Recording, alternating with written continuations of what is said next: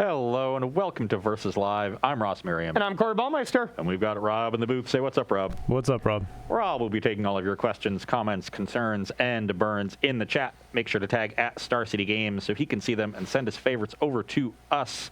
We are back after missing all of you lovely people on Thursday. So we cried. Yeah. First time here in a week. Yeah. Looking forward to getting back into some battling, and we are continuing to play Historic because the format is just looking really sweet. Format's awesome. Yeah. Historic, like, I think we were talking a little bit beforehand, and we're seeing stuff kind of narrow a little bit. You know, Jund decks are still doing good. Kind of no surprise there. Maybe it's a little bit of a factor of Yasharn isn't being played as much since so many other people are playing with Mystical Archive cards. That seems to still be the best to me so far that I've seen, but you can still just play so many things, and it still looks so open and just a lot of fun. Yeah, I agree. It's narrowing a little bit. We're seeing a sort of top tier or two form, but that tier of decks is still pretty large. There's 5, 6, 7 decks that if you told me they won last weekend's event, I wouldn't be surprised. Yeah, it looks like Modern right now, where there are 5 or 6 decks that are very good. It's maybe not as Monasteer Swift Speary. That's a word, right? Well, we'll go with that. Yeah, okay, cool. It's maybe not as bad as that where those prowess decks are just dominating, but there's still about that many decks that are tier 1 and then like double that are tier 2, and that's a healthy format. Yeah. So we are going to continue to bring some diverse range of decks, a couple more tier 2 strategies in this show since we covered a lot of the tier 1 decks last week.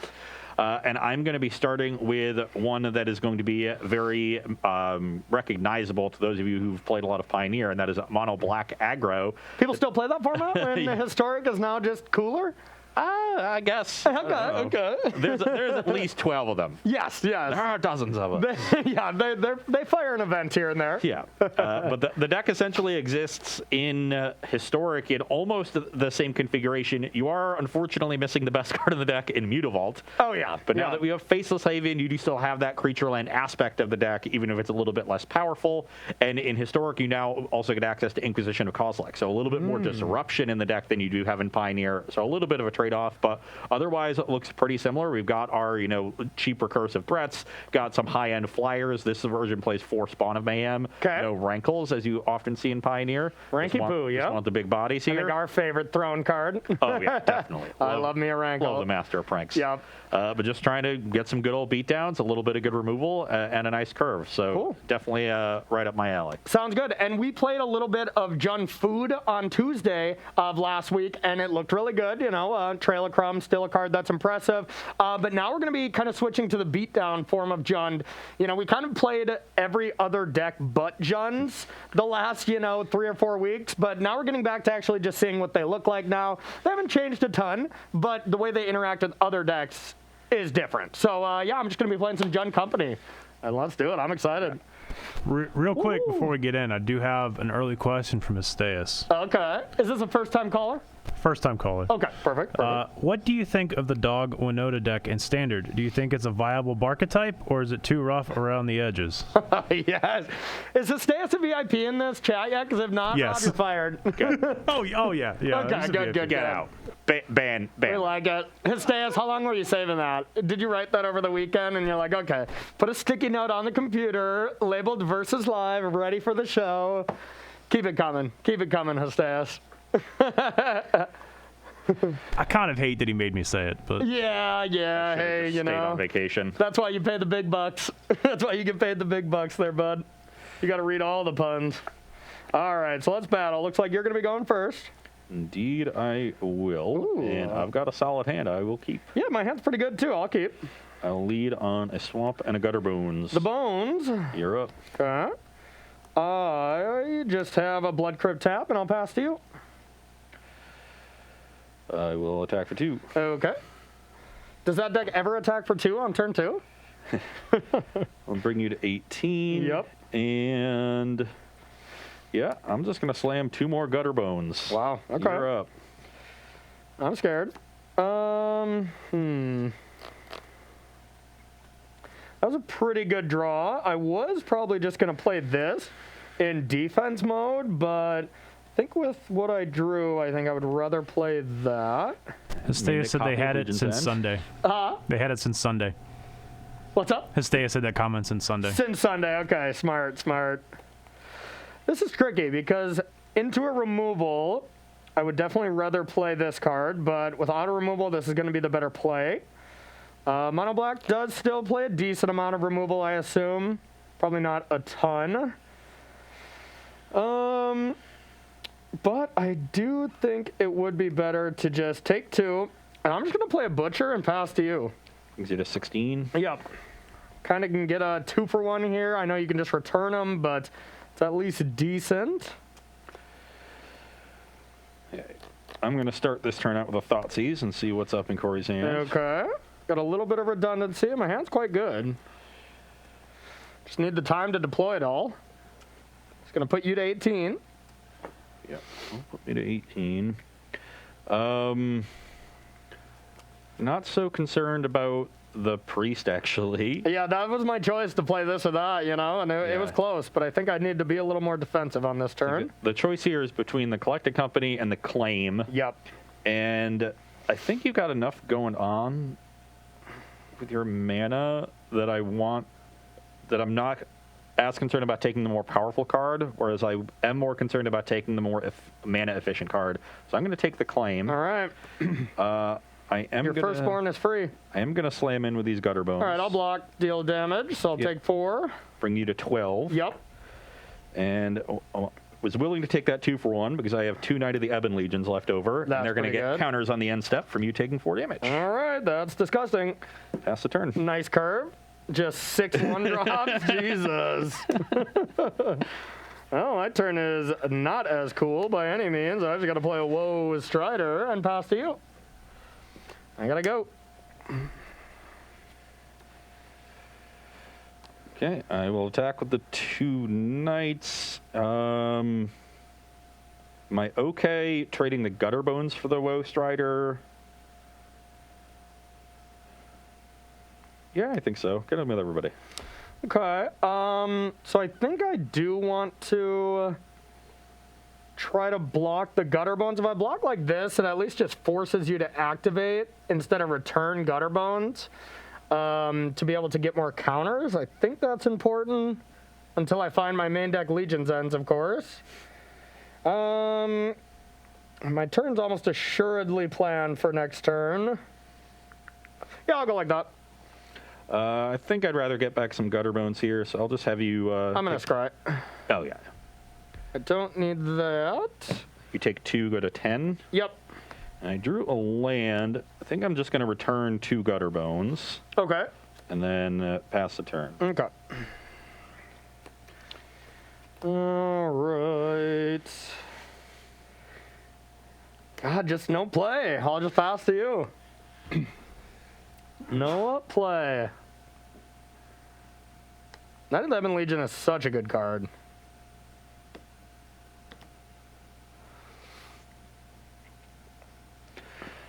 I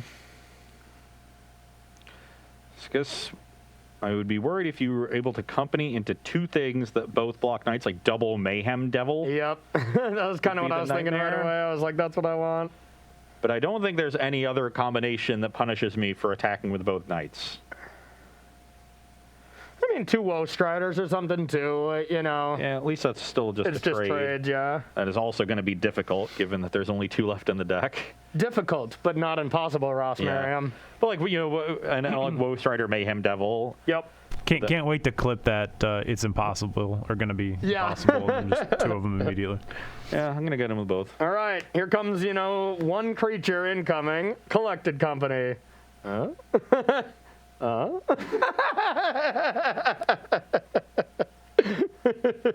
those are my only creatures, but I'll take it. I will block.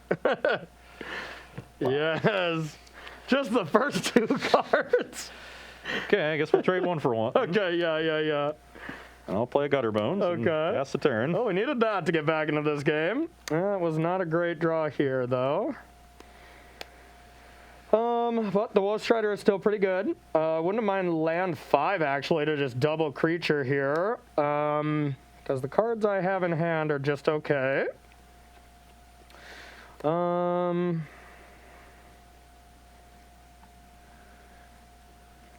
I will Woe Strider. I'll get a Bread. And now my real question is, do I attack with Mayhem Devil? It feels weird to already get aggressive, but I don't really want to block. You're not just going to attack with this. I get to block that. I'm very likely blocking, sacking, dealing damage there. So, yeah, I'll get in. Go to 15. Pass to you.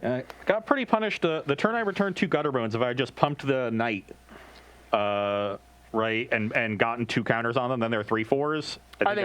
I do think that was a mistake. So, yeah, definitely. But then, I mean, you're more susceptible to claims, fatal pushes, stuff like that. So I think you were just playing around one thing. Okay, I'll get in with the team. I will block here. Sack, deal of damage. Scry. Yeah. Probably want that. It's a little risky. Ugh. Really tough. Dealing myself more damage in this spot, not exactly what I want to be doing. Casting spells is what I want to be doing, but... Alright, I'll leave it. Okay, I've got this Gutter Bones and this Rankle. Ranky. Pass the turn. Didn't want to play the Rankle pre-combat awkwardly because then you get the opportunity to trade Woe Strider for the Knight. Okay, that makes sense. And also, the Sacrifice mode is not particularly good. Yeah, not really. Okay.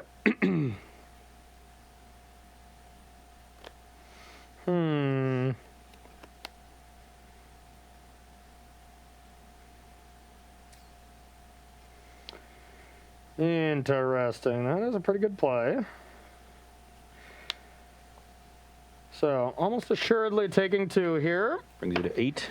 Now I can bring back Woe Strider or play some cards from my hand.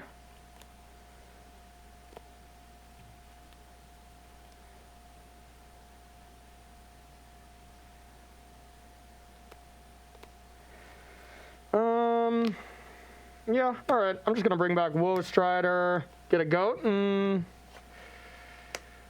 I maybe could attack with this. Yeah. Thank you. I'll attack for 3. I'll go to 12. Pass to you.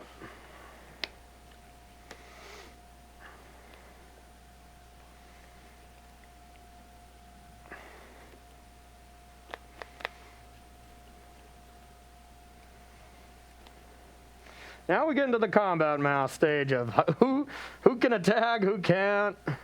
It's a little trickier now. Oh, with Corey at 8, I think it's pretty clear I'm just trying to get in with this Rankle. Just a Ranky. Doesn't play the card first. It's interesting. Okay. 5. So you go to 5. I will just choose the draw mode. Okay, so I go to 4, you go to 11. 4. Yep. Draw. Not the best draw I've ever seen. Really? Because mine was pretty good.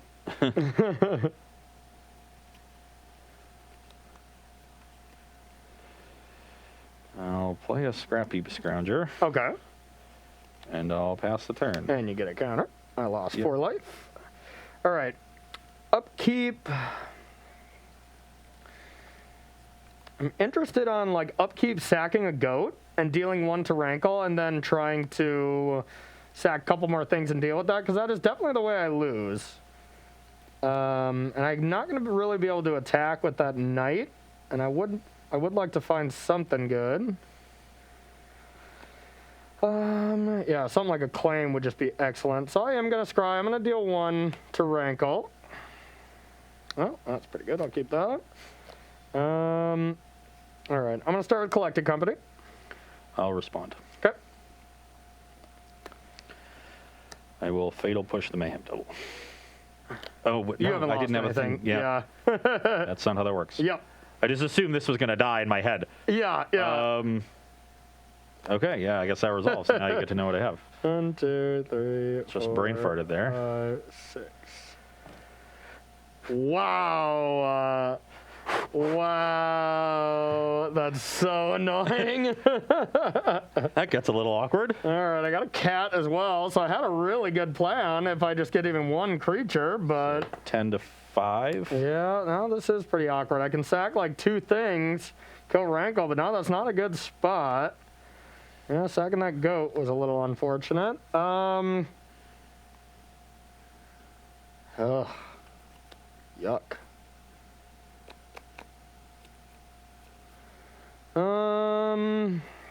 Yeah. Guess I'll pass to you. Gross.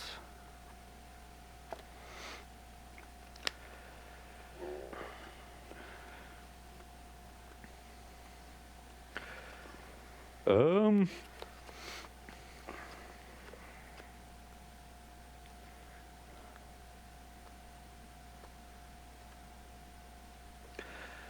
will attack with Rankle and Scrap Heap Scrounger. Scrappy Doo? Yeah, not in a great spot now.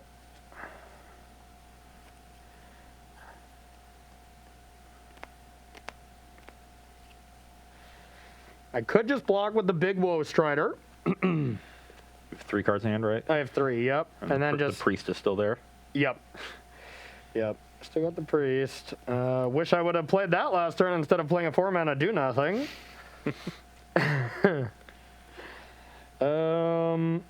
You know the Jazz won last night, right? So. Oh, wow. All right. And that's our show, everybody. We're going to thank some subs. We're going to thank some sponsors. We'll get Ross's marbles. That's it. I think I feel like probably going to 1 here and letting you do something with that Fatal Push, or I can block with the cat, sack it, try to do something with that. Not great either way. I think maybe I'm just in the top deck claim mode and like hope to win that way. All right, I'll just block this. I'll take it. Okay, that's going to put you to 2. 2, yep. And at this point, I don't think I want to have us draw cards. Yeah. Because I don't have things that deal 1 point.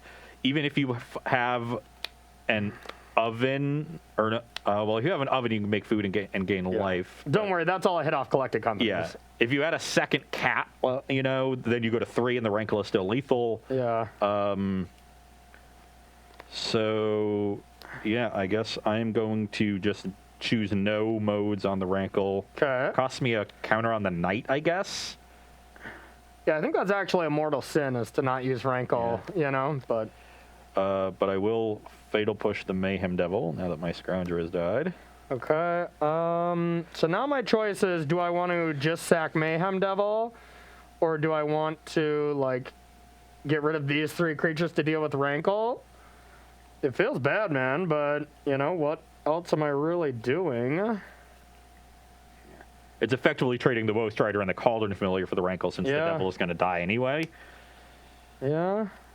Then you can bring back Scrounger, maybe bring back a Gutter Bones. And I can scry for some good stuff, because my hand is not good. My hand is not good at all. Okay, so I'm going to sack to scry, deal 1 to Rankle. Yep. Wow. Okay, I'm going to put this Midnight Rider to the bottom. I'm going to sack, deal 1 to Rankle. Scry. That's not awful.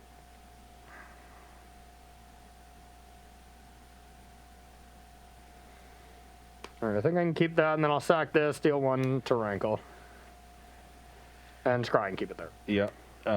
Okay.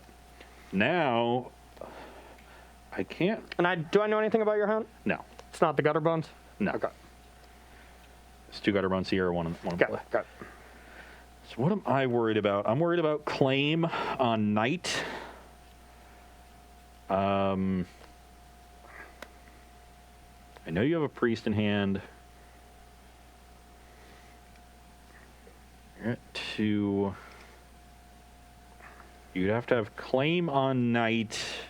This is 3. This is 5. Like, double Claim would kill me, but you clearly don't have a Claim, so there's no way you're going to have double next turn. I don't know. I could have had it last turn. I wanted a company plus cat anyways.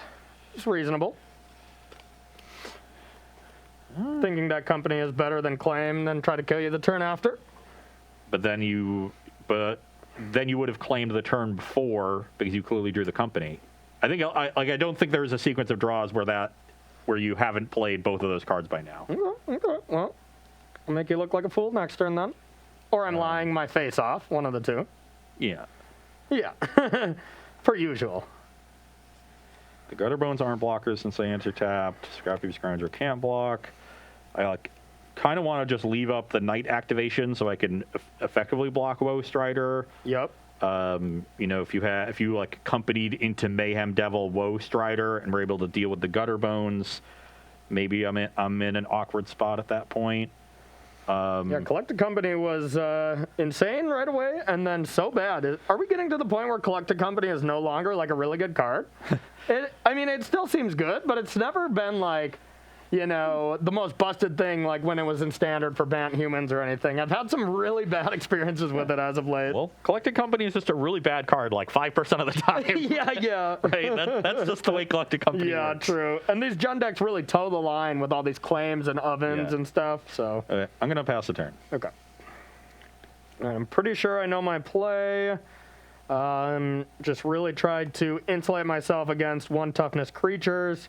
So I think, I'm not going to be able to attack. So just Mayhem Devil Priest and I'll pass to you. So this is a good card to have in my hand? You suck. You suck. God, you're just so lucky. Welcome back to me, huh? You're just top decking out of your butt, and I'm missing on Collected Companies. I talked about the list, leaning more towards Spawn than Rankle, but Rankle sure looked really good there. It sure did. I did play it post-combat, so Spawn probably would have been better. Yeah, and the dealing 1 damage is pretty good. Yeah, I just had 2 Midnight Reapers in hand. Oh, yeah. Not the best. Not great. Well, you still want to do 2 pre? I kind of like that structure anyways, to be honest, unless you want to hustle the sideboarding. Oh, let's do it. Do what? That was a multiple question. I'm affirming your suggestion. Okay, sounds good. All right, Rob, do you got any questions from our audience here? I don't at the moment. Okay. They're just all in, complete disbelief at how lucky Ross just got. Me too. Just top decking Rankles on turn 4 and then turn 6 for lethal. I can't wait to cut the social clip of this later, and it's going to be you revealing 2 Mayhem Devils as perfects and then whiffing on your next Collected Company. Exactly. Yeah, it's the how it started, how it's going meme. I was just going to say the same thing. Started from the top, now we're here, All right, fair enough. But now you get to be on the play. I like it. My draw probably won't be as good. Let's not get carried away. Mayhem Devil definitely seems like the card I want, though, so far. Yeah. It seems like Rankle is the card you want. I just can't kill that card, And both of the big flyers, because you're so good at clogging the ground. So Spawn and Rankle are going to be really important for finishing the game. Yeah. Okay, well, this hand is nice. This is arguably better than my last hand. I thought my last hand was pretty good, too, so I'll snap this one off. Your last hand was pretty good. It was, yeah. I'll keep this one. Definitely not as good. I'm winning. 21-19. Pass to you. I'll play a Swamp and pass. Okay. I will be getting in there with the cat. I'm at 18. Okay. I might be playing into a fatal push here, but it's either I play my thing or I play nothing, so I'm going to do that, and I'll pass to you. I'll go to 19. That's going to be fine. All right.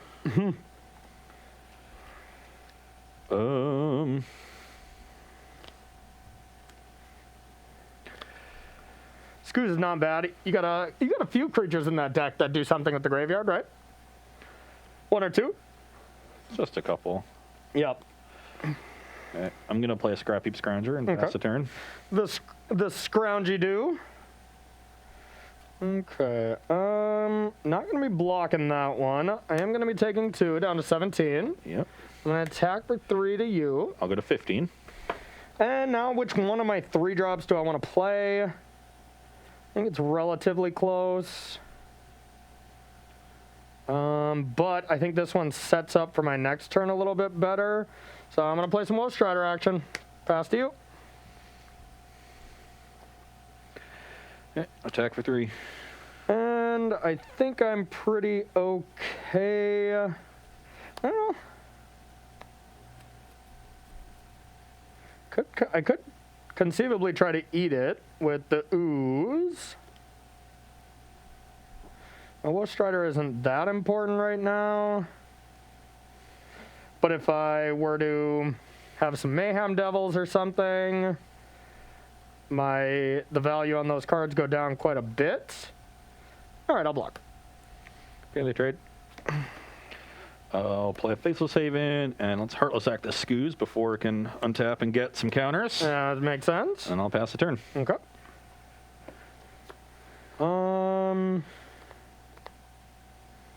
I'll attack for 1. I'll go to 14. And I'm gonna take 2. You're at 15. Oh, why did I take 2? I didn't have a play. Oh, whatever. I'll pass anyways. You're gonna brick. I know. Yeah, another Haven and a full price spawn here. The full retail spawn. Was hoping Corey was gonna take 3 that last turn. Okay. Pass. All right. I got a company. God, Jesus, and punish for not doing it on my own turn. I totally forgot about butchers. Wow, unreal. This is so bad. This is so bad for me. Wow.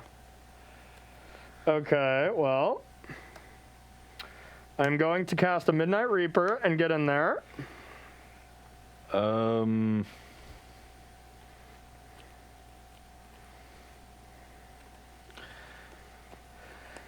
If I try to just race, this is 2, 6, 7.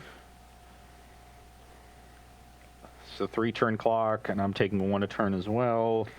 So I would go to 12, then we'd have 11 to 14. I'd attack you to 10. You would attack me for 6. I would go to 5. Then I would go to 4. You'd go to 9. This would be a 5/5, and I'd only be able to attack you to 4. So yeah, I can't win this race, so I'll just block the Dreadhorde Butcher. Okay, so I am gonna deal 2 to you essentially. Yeah, 1 from combat, 1 from the Butcher. From that, and then I'm gonna take 1 to 14. Yeah, so we have 12 to 14. Okay, that was a decent draw. Then I'm gonna take 2 and play Priest. So 12 all. 12 all. Pass to you. Yeah. Rob, I think we're going to have to take a long break in between sideboarding. I'm going to have a conversation with Collected Company, and we're going to, we're going to have to have some words. We'll bring in HR and, Yeah, we're going to have to. Yeah. I mean, I get the socially distancing things, but in my Magic deck, too, we're like, come on. All right, pass to you. Upkeep will both go to 11. 6 feet apart, 6 cards apart. Each go to 11? Yep. Yep. Okay, that was a fine draw. I will attack for 4. Okay, I will take it. Brings you to 7. Yep. 7-11. Got a castle. And I have a Gutter Bones and a Skyclave Shade. Okay. And I'll pass the turn. Okay. It was a okay draw, I guess.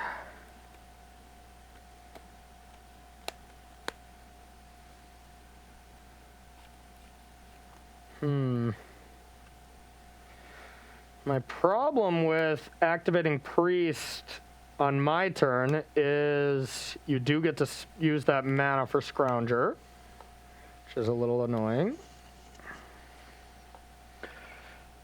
He noticed.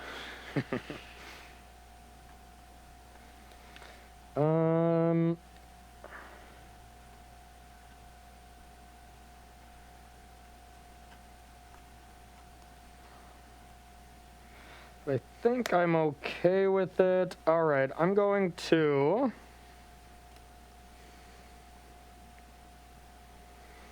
play an oven. It's pretty good. Yeah, not bad. And now, so this is 10 or lower, right? Yeah, if I'm at 10 or lower after the trigger resolves, it gets a counter. So you are going to be able to get a counter. Yeah, it was 1 short of it last turn, which is a little annoying because you're at 7, and this represents 6 damage now next turn, so I was going to be 1 short, but oven certainly complicates that. So I'm afraid, how many cards you got? 2. So I'm afraid of Rankle. I think I'm advantaged if you don't have a way to close the game on the air next turn, because I could, let's say, get in for 4, sack maybe Midnight Reaper, Brad, bring back Woe Strider, then sack Cat Oven, and it's not bad. I effectively don't really take out a creature of yours. I lose another life because of this, gain it back with this.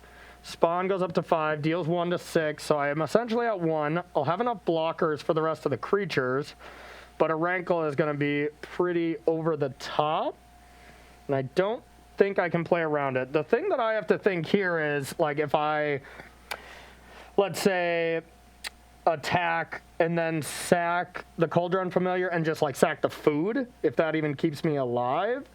It's putting me to 10. This is still going to be 6. Rankle is 4 as well, so that's 10 as well. So that's nice. I think I just can't beat it. So I think I luckily get to play around it. Or, realistically, could find a Fatal Push or something with Priest, and that could help me out here.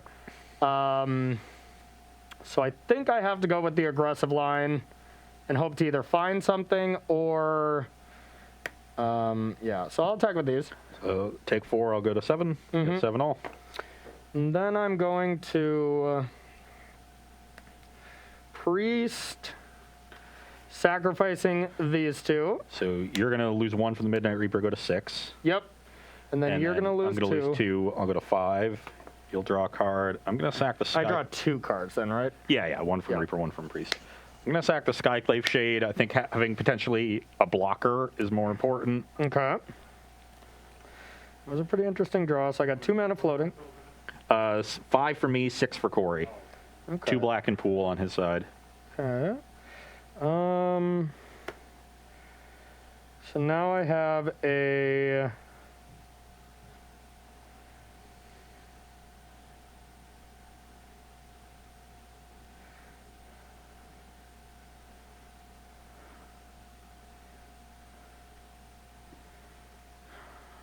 This is close.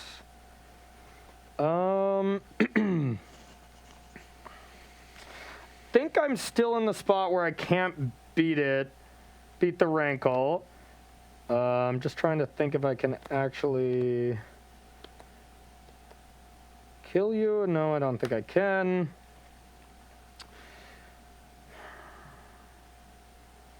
So I think I'm almost assuredly playing this.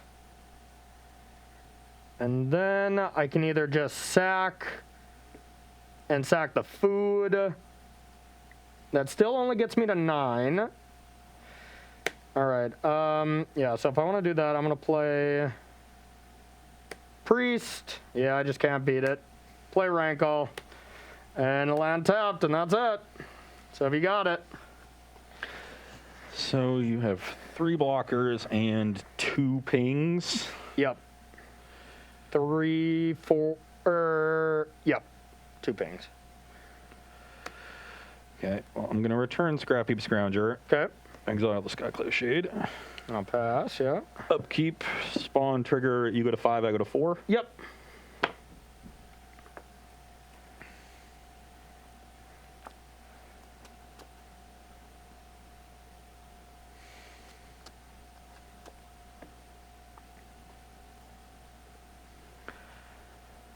Blockers.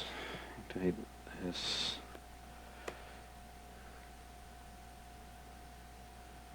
I have 3 mana left over. How are you gonna kill me? I like that. If you just slow roll and play Rankle, I'm leaving the studio.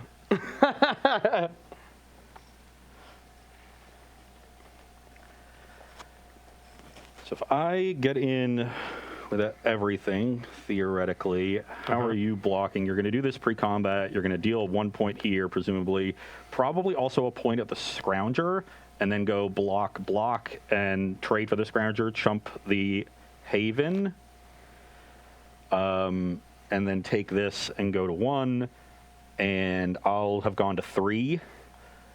And at that point, just activating Oven twice with any creature deals me 3 because it's 2 sacrifices and a familiar trigger. Yep. And you don't even need 3, you only need 2 because of my own spawn. So I can't really get aggressive that way. Okay, so I guess I'll play Rankle. Oh my God, are you kidding me? What is wrong with you? What on earth is wrong with you?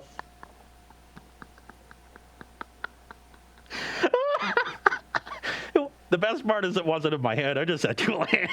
And you just top decked it? Oh my God. I hate you with every being in my body.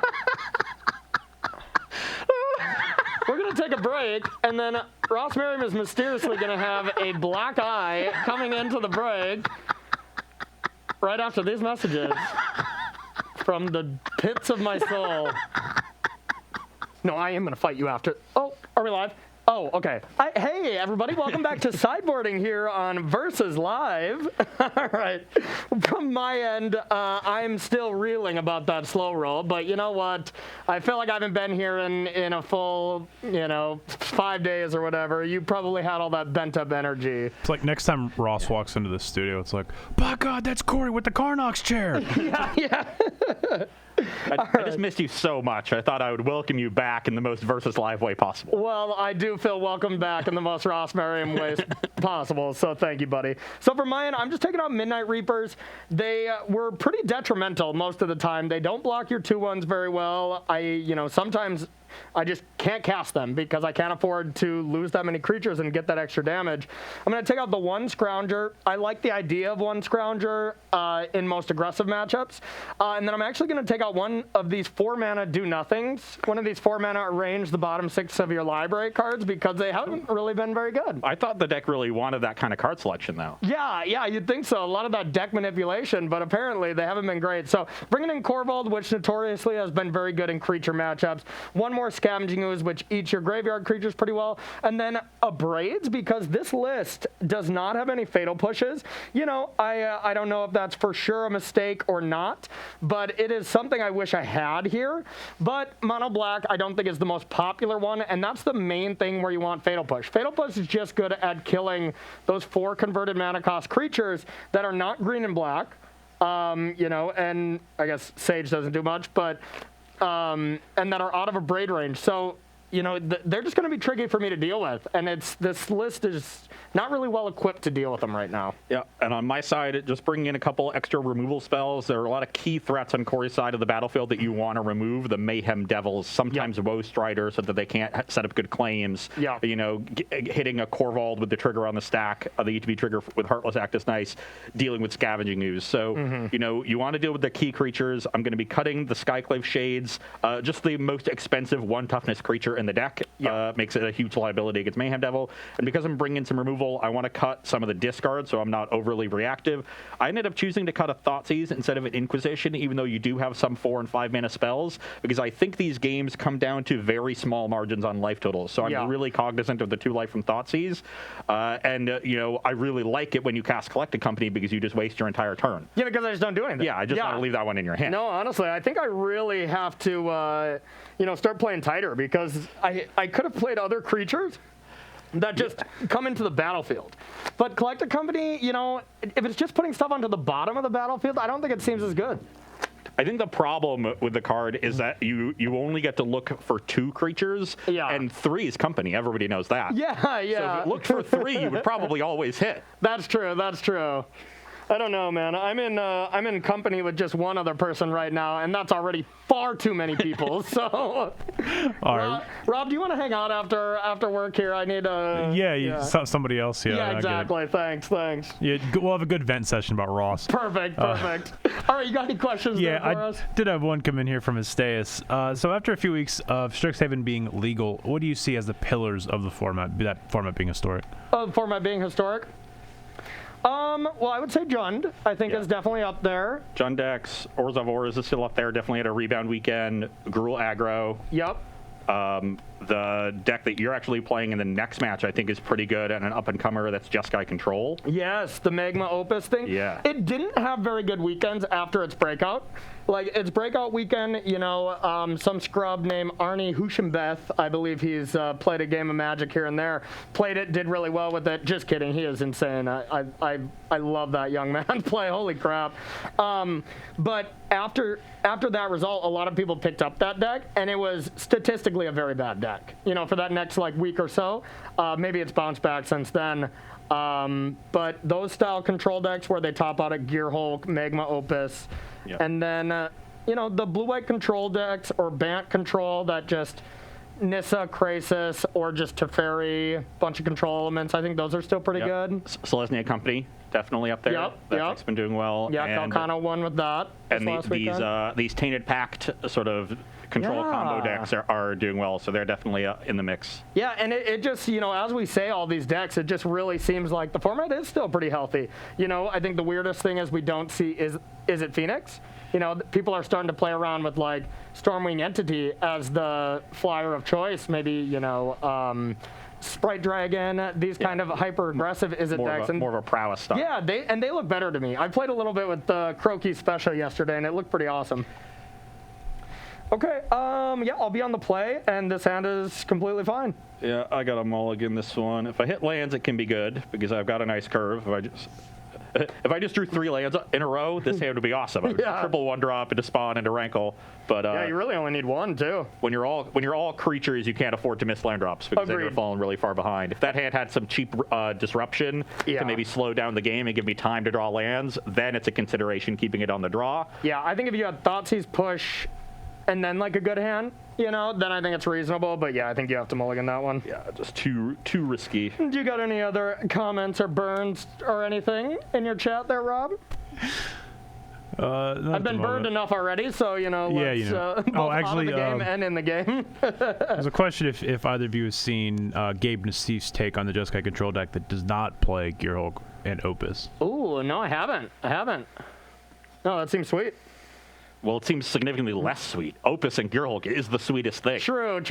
Yeah, that's a good point. I think I do remember seeing something that was kind of a little more in the mid-range, but yeah, pull it up if you feel like it, Rob. We'll check it out. This one is definitely a keep, and I think I just put back this Faceless Haven. I kind of need lands, but I don't need another colorless. Yeah, that's fair. I got a Tomb. And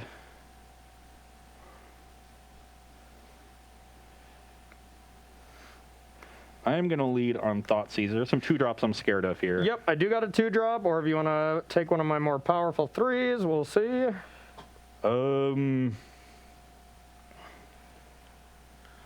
No, I'll take the 2-drop. I'll try to break up your curve. Yep, makes sense. I'm at 18. Pass the turn. I think it's time for me to top deck something good, right?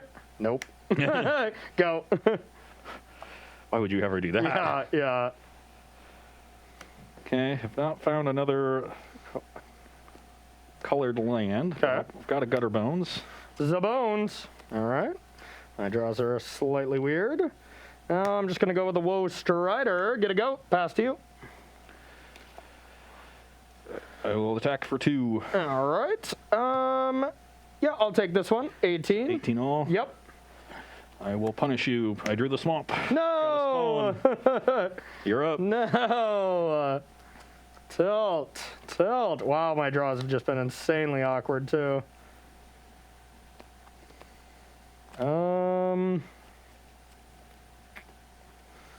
Well. Looks like Corey doesn't have a collected company, which is really good for him. Oh, I do. I'm just not playing that card. Forget that. Yeah. Once bitten, twice shy. All right, I'll attack. Yeah, I don't want to make this trade. If I block Corey, you can just sack the goat and effectively just trade the Woe Strider for the spawn. So I'll go to 15. Okay, I'll play this and pass to you. Upkeep, you go to 17. I go to 14. Yep. Draw.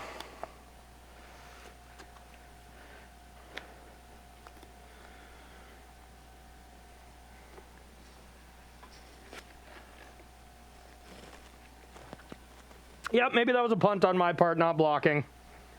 Spawn being able to hit the battlefield here is very bad. Can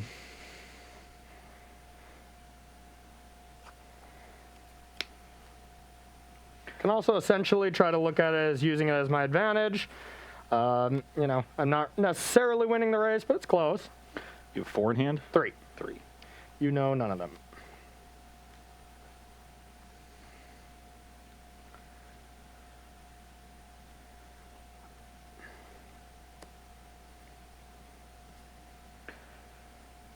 I will Heartless Act your Woe Strider. I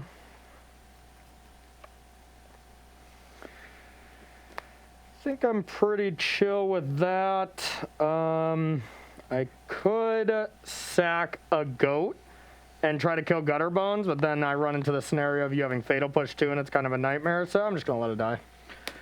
I will attack for 4 in the air. 13. And then I have a Dread Wanderer. Dreaded. Pass the turn. Okay. That was a pretty good draw. You have 4 in hand now? Mm-hmm.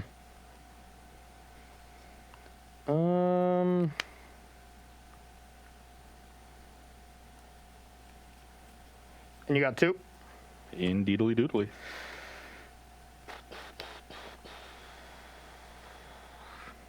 Guess I have Ned Flanders on the brain. I can tell. I can tell. Because, you know, I've been so nice today. Yeah, you've been so nice to me in every way. Well, I don't really want to attack just because that does get spawn going a little bit more. But I do kind of want to attack to just help out the race a little bit.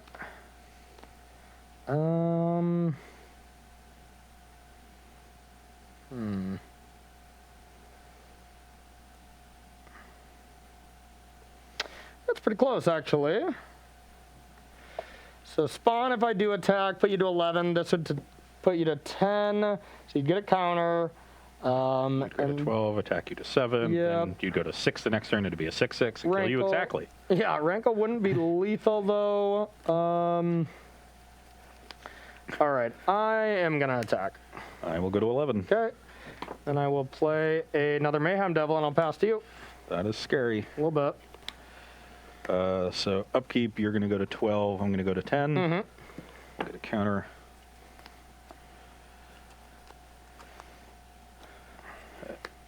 I'm going to Heartless Act the untapped Mayhem Devil. Okay. And am I worried about like multiple claims? Because you can't claim the spawn. So if you had multiple claims, that's only an attack for 7, puts me to 3. I take 1 for my own spawn, go to 2. So you would need more than that. What if I attacked with... what if you had Claim, Dreadhorde Butcher, Witch's Oven? So that would let you take 1 2-power creature, attack for 6 with the Butcher, and those 2 put me to 4, make a 2/2, sack it to the oven, deal me 1 and 2. That puts me to exactly 1, and then spawn kills me. So if I attack with any of my 2/1s, I leave myself dead to those 3 cards. You clearly do not have Witch's Oven in your hand, or you would have cast it with this 1 extra mana. Hey, that's pretty fair. But you could conceivably have Dreadhorde Butcher and Claim, really. But you'd have to have those 2 cards in your hand, and top deck an Oven seems very unlikely. So I'm going to get it. Okay, I'll take it. Puts you to 3. Yep. That's scary. Pass the turn. 10 Exaxes. Bang. Yeah. Is that 10? It's 9, 10. The 10th is there. Yeah, so if I claim Attack for 1, 5. attack for 5, Woe Strider, 6, other go to 7, 8, then 9, Devil. 10. Yep. Oh, Woe Strider Claim did it too. Woe Strider claim was enough. I was like, please attack, because I did just draw a Braid. I don't think that would have actually been enough, yeah. Did not realize that. Yeah, I didn't think about Woe Strider Claim. Yeah, I have to leave them both 7. untapped, by the way. I can't just attack with 1 because you have to claim the untapped one. Yeah. But if I leave them both untapped, you're just dead. No answer to the spawn. No answer to spawn, because the spawn would deal me exactly and 7. Even if you had Corvold as a blocker, I'd an answer to that. So yeah. Yeah, I guess that was just a mistake on my part. Yeah, I mean, I guess so. Just because no matter what, this is going to be 7, and I have such little answers to it. Yeah. That I think it was an unnecessary risk, and I think I had to get aggressive because I had that line last turn. Yeah. I just had those are the cards I had before. But yeah, that was great. I say, you know what? We're early in the day. Let's stretch this one. This match has just been fun. If you win the next one, we'll end it. If I win, we'll play a 5th one. Sure. This match has been really entertaining, I must say. It just seems really close. There's a lot of dynamics to it. You have these unbeatable flyers. Mayhem Devil is really tough for you to deal with. You got a lot of removal, but timed right, I can do some fun stuff. So Yeah. The biggest thing has been the fact that the cards that you really want to claim against me are not claimable. Yeah, Even my I know. 3-drop technically being a 4-drop. I know. Comes up a lot. Yeah, mostly I want to beat you this match to just serve some justice to that clip I'm going to see on the internet a little bit later. And if I can have a clip to send back at it, then we're going to feel better. Take it from me, seeing clips of yourself on the internet's not a big deal. No, seeing clips of being trolled on the internet by Ross Merriam, that is a big deal, folks. All right. Rob, if you got a question, we'll take it while we shovel up. If not, we'll just battle. Don't have one right now. All right, empty queue. I think this is like the first time I've been on the draw, though, so I'm scared. Oh, this hand is completely unplayable. Okay, my hand's pretty good. We'll send My it hand's back. pretty good. It doesn't have collected company, so it's great. I don't have that tease of just playing a card that's going to whiff on me. Yeah, that was the problem. You actually did something in all of your turns. I know. How am I supposed to win when you do that? I know. It's so great when I just take turn 5 off. Oh, man. Too good. Too good. All right. No, I really like the dynamic of these decks. Have you seen the mono black deck like do very good things in tournaments? Decent results. This is from this list is from Satellite. Yeah. It's not super popular, so you don't see it that often. But Yeah. I know Maguchi played it on stream recently. Yep. There's a deck that he tried out. So I'm guessing Tiago Saporito, since he is the king of the mono black decks. I would imagine. Yep. A little better? Want to just go to game 5? I mean, I think this hand has the upside where I'm willing to keep it. Okay. So I think it's pretty easy to Just spawn rankle. Actually, maybe I need to put this one back because I might need more removal. And I will lead on a Gutter Bones. Okay. The bones. I got a Stomping Ground. Pass to you. Attack for 2. 18. Play Knight of the Ebon Legion. Okay. You're up. Ruh-roh. Okay, I got a land, and now my choices here. Pretty interesting.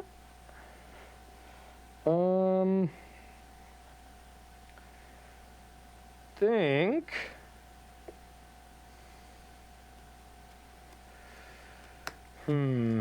Yeah, that's pretty close. Got some options. And I think 1 is much better against removal, so that's kind of how I should lean. So yeah, I'm going to go Defensive Butcher and pass to you. People attack with this card? That's crazy.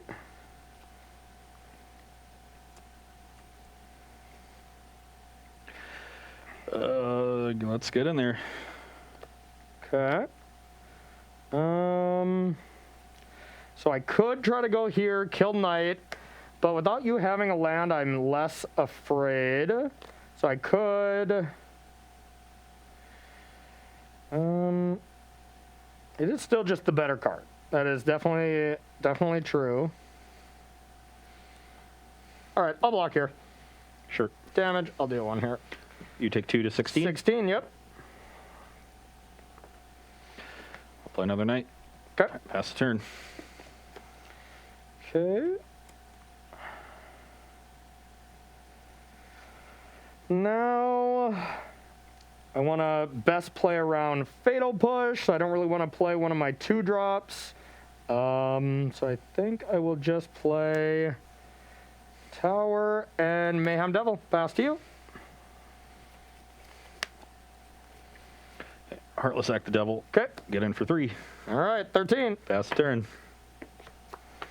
Okay.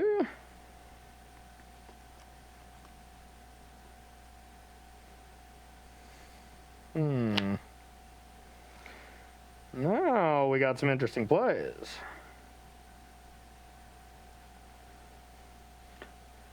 We ready Trying for to cheat? ready for another 4-mana do nothing? No. We're not playing that card anymore. All right. I'm going to go with a... Another Dreadhorde Butcher. Ooh, wait. I think I have to do this a different way. have to play this like that, even though it's slightly awkward. Yep.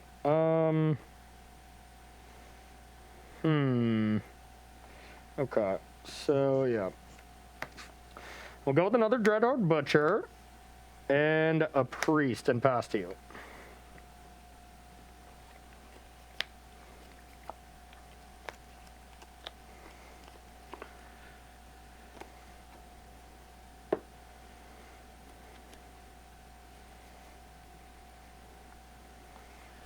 Attack with Gutter Bones.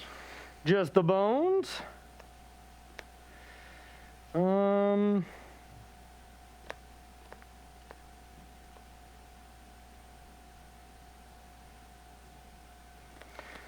right, I'll take it. 11. And Guess I could be punished again with a spawn, but if I tapped out for spawn, you would just need any creature. Oh no, or you need Mayhem Devil. yeah. Not any creature. I was looking at the Mayhem Devil in the graveyard. Yeah. I assumed it was in play. Okay, I'll just put it there. Then. Yeah. Yeah. But yeah, Mayhem Devil, sack 2. Yeah, deal 2 to 3, Knight, yep, 1 to Gutter Bones. yep. I am going to Thoughtseize you. Okay, my hand's still quite good. And I will certainly take the Mayhem Devil. That checks out. I'll go to 18 and I'll pass the turn. Okay.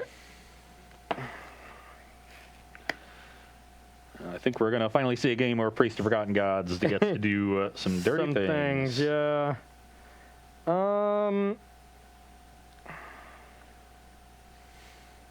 So if you had push, you would push Priest. So you do not have that. I think that's pretty clear. So I think I want to kind of get a little aggressive.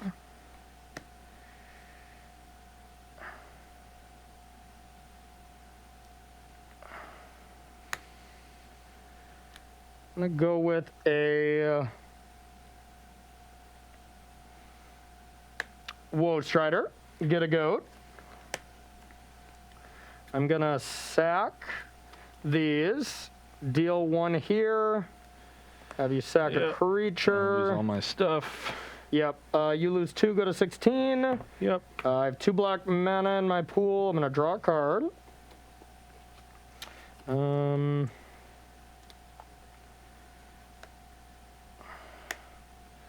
Black, red, play the Butcher, play red, and attack.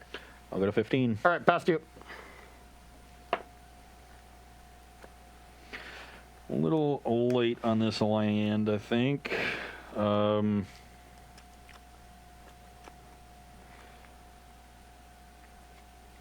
definitely have to kill this priest, so I will. I'll sack in. it, so you don't get Oh, it. Yep. Sack it to scry. It's interesting.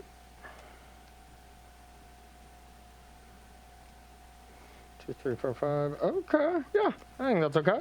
Pass the turn. I will play another Butcher. Get in there. For 6. Just all the Butchers. Puts me to 9. Yep. Second main. Sack this for black. 4, 5. Oh, for the tower, yeah. Yep. And bring it back. Get some counters and pass to you. As the first game that you just had a bad draw, you know? Or really Yeah. any of us, you know? Yeah. I've got a spawn, but it's not nearly enough. Yep, yep. All right, not bad. Yeah, that was the first game I think that any of us had a bad draw. You know, otherwise it was good, you know. You had your rankles always right here in your deck, which are great, but other than that, we just both had pretty good draws. It's one of the strengths of both of these decks, I think, is that they're very consistent. You know, your curve is all 2s and 3s. Almost every game we've seen Corey go like tap land, 2-drop, 3-drop, and then either double spell or company on turn 4 or something like that. And I think the only thing that I've been lacking is, you know, I just haven't had that 1, 2, 3 draw. I did with the Collected Company, but the company was like bad, you know? Yeah. But other than that, that was the only like great draw. Yeah, there was one game you had called Unfamiliar on 1, but that's the weakest one, so. And I think your best draw was just the first game. You know, just 5 1-drops and then eventually find Rankle for turn 4. Like, that was wild. That's All how right. you draw it up. Oh, we are going to play one more game 5 to see who takes this one down. But yeah, this has been a great match. Been a great one. Normally the Jund deck likes to play against creature decks, but just the way the cards line up is a lot less favorable than it usually is. It's the flyers. Yeah, it's all the flyers. There's got to be some cards in the sideboard if this matchup were to be pretty common. Yeah. And honestly, I just don't know why there's not Fatal Push anyways. That just seems like such a good sideboard card. It's also the fact but, that Mono Black has removal to take Mayhem Devil and the key creatures off the battlefield. Normally when you're playing against a deck like Mono Green or White Aggro decks, like they can have a really hard time actually removing your key pieces. Yep, agreed. You know, you got Skyclave for like green-white or something, which is nice, but outside of that. Yeah, I will keep my hand. Yeah, this is close because it's not very good, but I think it's good enough. Yeah, I'll keep. Yeah, I'll lead on a night. Okay. You're up. Okay, that made it a little better. I have a oven, and I'll pass to you. Attack for 1. Okay, 19. Play a Scrounger. Scrougy do. You're up. Okay.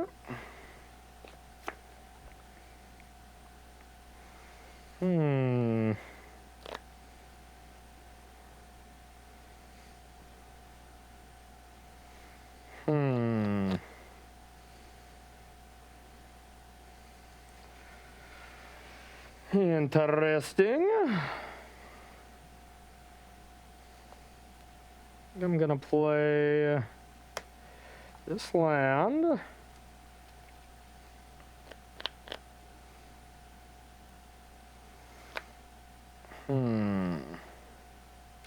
No way I can really effectively try to prevent spawn, which is, you know, pretty terrifying.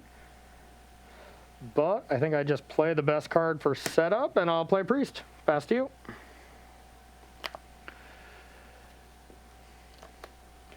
Okay, I'll play land and attack for 4. No blocks. Just take 4. Yep. Go to 15. 15.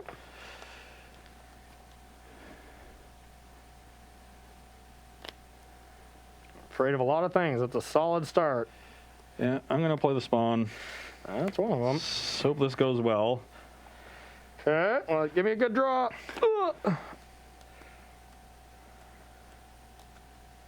There's not a good draw. Okay. This turn could go incredibly well for Corey. He just has like double claim. Yeah. You know. But I do not.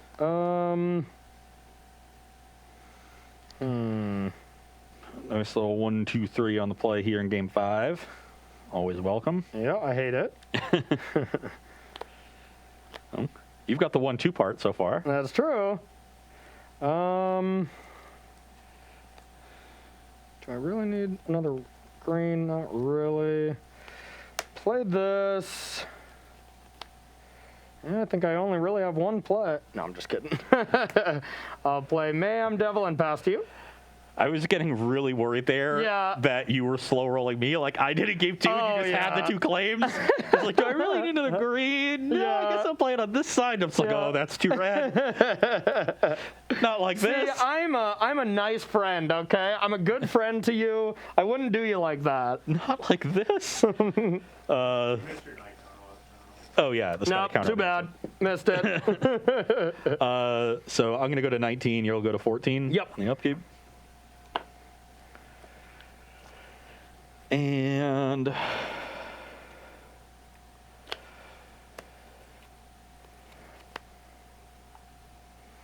yeah, I'm just going to get in with everybody.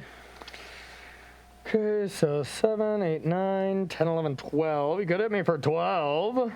That would be pretty damn good. But I don't think I really, you know, I mean, this block is pretty inefficient. This is pretty bad. I think I just have to, like, hope to top deck some busted stuff and just take this. Yeah, I'll take it. Take 9. Yep. Go to 5. Yep. Okay, play another spawn. Oh, my God. End step, this gets a counter. Yep. Pass. All right. We need a good one. On your upkeep, I'll fatal push the priest. Oh, my God. That's disgusting. Wanna Your do draw was just perfect. Yeah, so I had the spawns and the push on turn 3, and I was just worried about you having the nuts, but obviously like being able to play spawn push this next turn was Yeah. going to be ideal. Yeah, I think my opening hand was these 4 creatures and 3 lands, and I've just drawn. I had close to the nuts. Yeah. But If I could have claimed last turn and played a creature, I think I would have been fine. But since I didn't have another creature, I had to just play Mayhem. I'm wondering if I can possibly live. I don't think so.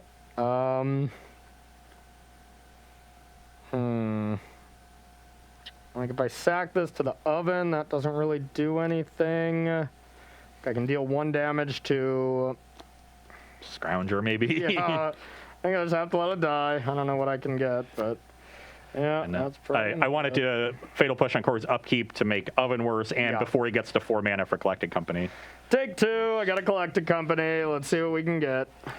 What can you get? I don't think there's anything. Okay, Corval's a good start. Yeah, I'm dead. Nice draw. Not even nice sure. draw. Not even sure Corval is good enough. Yeah, I don't think so. Yeah, nope. I had a claim, so I was really close last turn to being able to, clear off at least a chunk. But yeah, the double spawn was too much. Yeah. If you didn't have a creature there, I could have went. I could have just went claim this.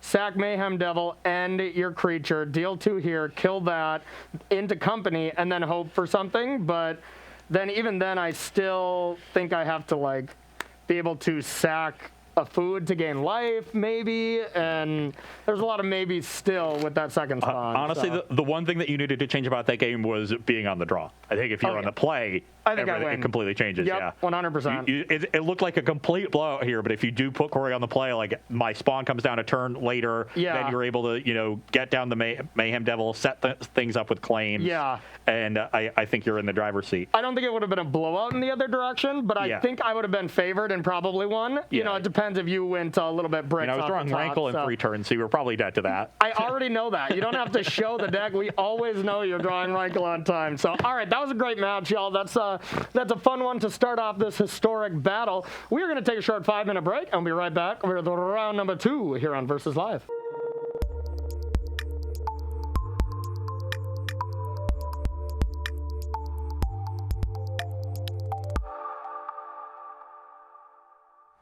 All right, everybody, welcome back to Versus Live. My name is Corey Baumeister. And I'm Ross Merriam. And we got Rob in the booth. Say Ross is the luckiest person alive, Rob. Ross is the luckiest person alive, Rob. Nice. Even pause. That's good. That's good. Rob will be taking all your questions, comments, concerns, and burns in the chat. Make sure to tag at Star City Games, and he will get his favorite ones sent over to us. So we are playing some more Historic here, checking out some decks that did well in last weekend's events, as well as just some cool ones that we saw. Ross took down a nice close match in the first one. So for the second one, I'm going to be playing a Jeskai Control deck with Magma Opus, Gear Hulk. We've been seeing this do pretty well. This list, it looked like Kyle's list. Kyle Bogamus, right? I don't think it's specifically his, but they're probably pretty close. Yeah, it looked like it. I saw the Mizium's Masteries in there, and it looked like Kyle was essentially. First of all, I just love Kyle Bogamus, right? Like, we play a lot of the same decks. He's very vocal on Twitter about, the choices he does, why he's picking these decks and stuff like that. It's a great person to follow if you, want to learn about metagaming for tournaments. He's an easy person to learn from. He is an easy person to learn from, and, he'll openly talk on his Twitter account about, strategy, why you pick this, why you do that. And I think it's just a fun person to engage with. And I feel like we have this kind of the similar deck building philosophies when it's come to Historic so far. Really good. And he's good. Yeah, he is absolutely really talented. I think this was a list. Don't quote me on that, but you can check it out. But it is just trying to be a little bit away from all in on Magma Opus Gear Hulk, just making Gear Hulk the best, and just leaning into being a Jeskai Control deck that also can do some Gear Hulk stuff. Yeah, it's using that stuff as its win condition, not as its plan A. Has plenty of good cheap disruption. Lightning Helix and Memory Lapse are both good additions from the Mystical Archive, and really good 2-man interaction to use with Teferi. We've always seen Teferi Hero Dominaria, where you want to untap 2 lands, hands have 2-mana interaction. Memory Lapse is about the best one because it counters anything. Yeah, God, that's great. I don't care if they're redrawing the spell. If I'm not tapping with the fairy, the game's probably over. Yeah, no kidding. I mean, Memory Lapse, this has to be the second best Memory Lapse deck because that Rogues deck with Memory Lapse is still so awesome. I absolutely love that deck still. But yeah, it's really cool. I'm excited to play this one. I'm going to be playing a list that your brother played in one of the satellites, went 6-0 in the satellite. This is Simic Stompy. I know he has soured a bit on this deck over the course of the weekend. He played didn't quite do a bit very of well. it. Yeah, I don't think he did that well on Sunday. Yeah. But I've seen this deck around in other people's hands as well. And it is Simic Stompy, so the mono green deck that you're used to seeing, or Simic Aggro, but Decisive Denial, a new card from Strixhaven, really playing a good role in this deck. It's always been a little awkward in the mono green decks where you want to have some interaction, but usually green's interaction is only good against creatures or only good against not creatures, and so having a split card here off the splash, just never dead. Really helps out matchups like this. So now you have a very easily main deckable counterspell for sweepers and Teferi and really important cards out of control decks. Yeah, you don't have to play, the ram through is where you play ram through against this deck and I'm going to laugh at you, but I do have a couple Primal Mites in the main. They're not going to be great in this matchup, but, at least Primal Mite can sometimes just fireball them. Yeah, that is still a versatile fight spell already. Ram through can kind of do some fireball, but they have to actually have creatures, so that is a bit of a problem. And the creatures that you play are bigger than mine. They're large, yeah, that's for sure. All right, so I'm going to be playing first. And let's check this out. Okay. I set this up so that Corey can brick off all his collected companies in round 1, and then I can hit off all of mine in round 2. Yeah, that sounds right. Yeah, I think I can keep this. It's not insane, but I think it's passable. I will be keeping mine as well. Okay, I am going to go with a land tapped and pass to you. I wisely will have an untapped land. Of course. And a Pelt Collector. All right. Okay. Now, I think I want to start with this, even though my play is pretty certain here. I'm going to start with a Brainstorm. Another Mystical Archive. Yep.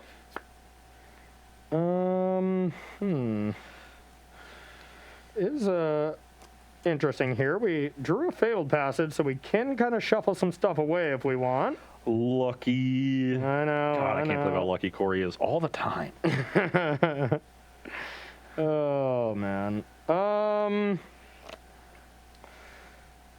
Or it's just a question of, do I just want to kind of keep these cards? And I don't think I do, so let's get rid of this one and probably just get rid of this. Let me play the...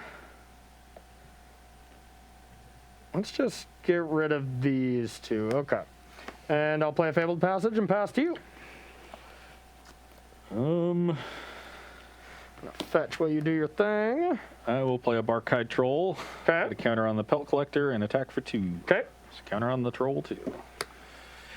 I'll bring you to 18. Then I'll pass. All right. I'm going to untap and draw. I will play Sulphur Falls and... I'm going to play this now so I can deal with the Pelt Collector for sure. Now I'm just wondering if I want to loot or if I want to make a treasure to kind of ramp myself a little bit. The ramp isn't insane, and I think the loot could come in handy. So I'm going to draw 2. Okay.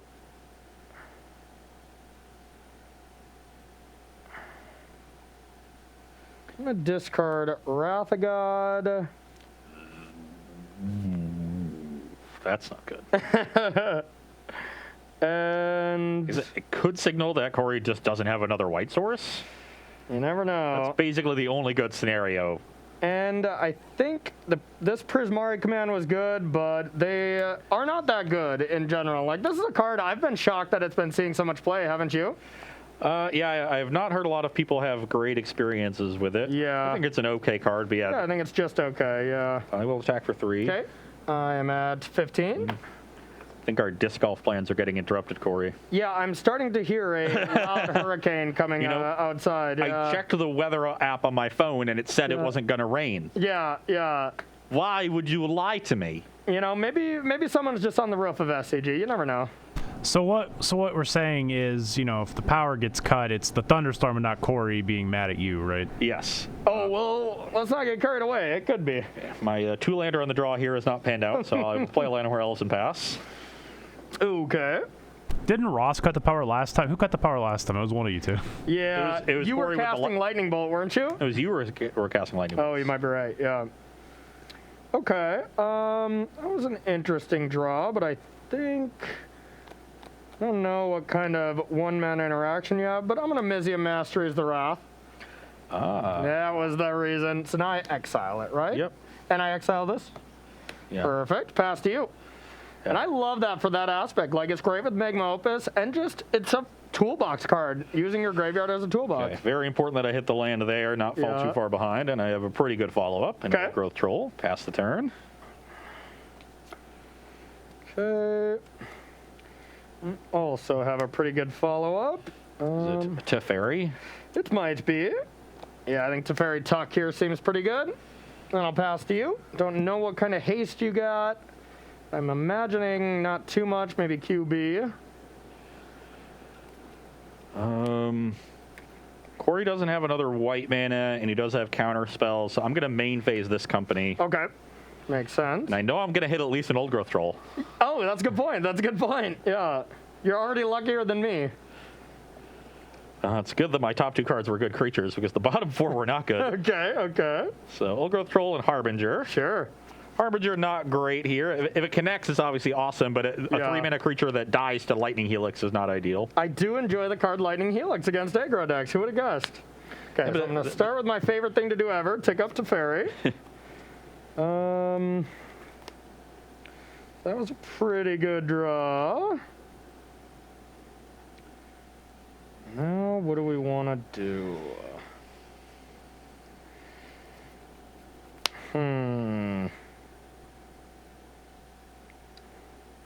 Oh, yeah, okay. Never mind. I think I know what I want to do. All right. I want to discard Magma Opus with the trigger on the stack, untap. And then Gearhulk me.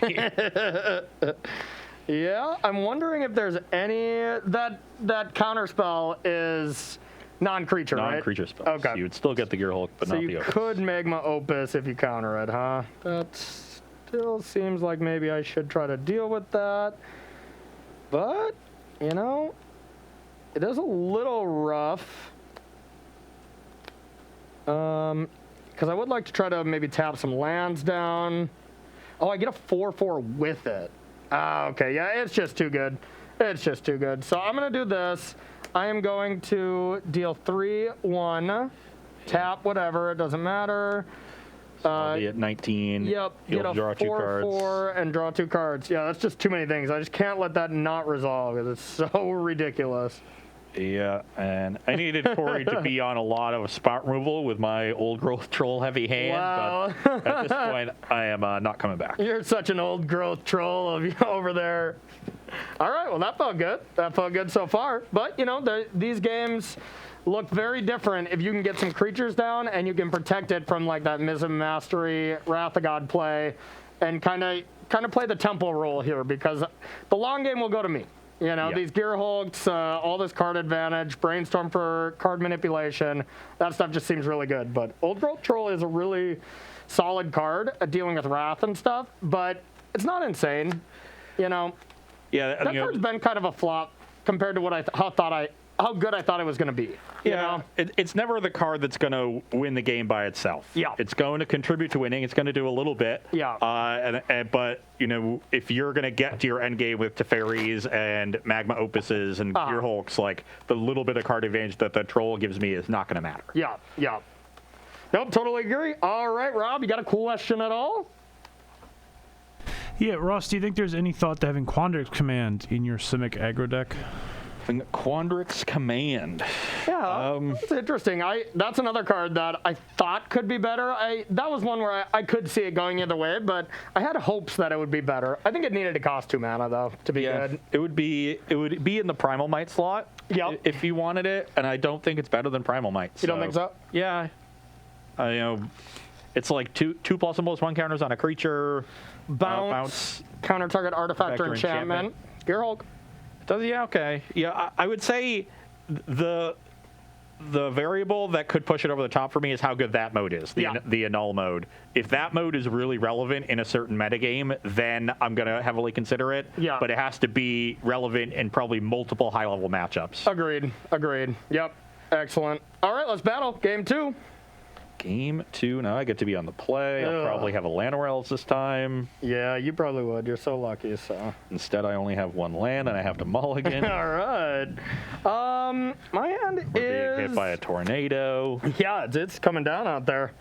I think I can keep. It's not amazing, but I think it's good enough. The classic Corey keep. Yep. It's raining cats and selfless saviors out there. Or what are the ones that Alpine Houndmaster finds? Because we had the Histeus joke earlier. Yeah, that's what I was trying to connect to. Yeah, but I don't remember the names. I wasn't even thinking about mulliganing my hand. I was just trying to get back to that joke. I'm not going to lie. Okay. Easy keep with this hand. Very obvious which card we put back. Okay. Just lead on a Sanctum and pass the turn. All right. Interesting land on what we start with here.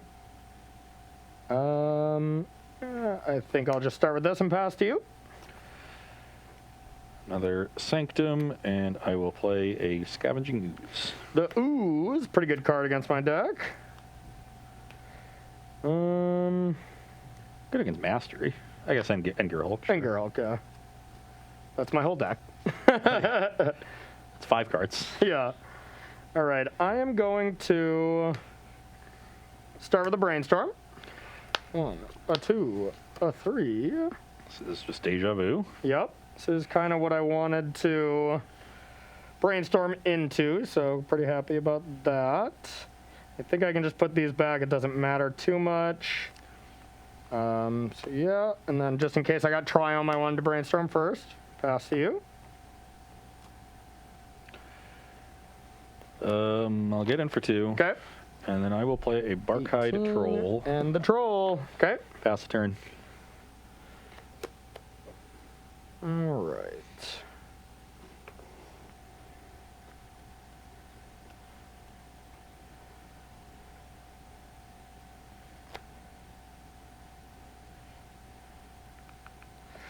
I'll play a land. And I will pass to you. On your end step, I'll exile the Brainstorm. In response. Corey wants to kill the Barkhide Troll. I think that's fine. I'd rather have the Scooz in play. In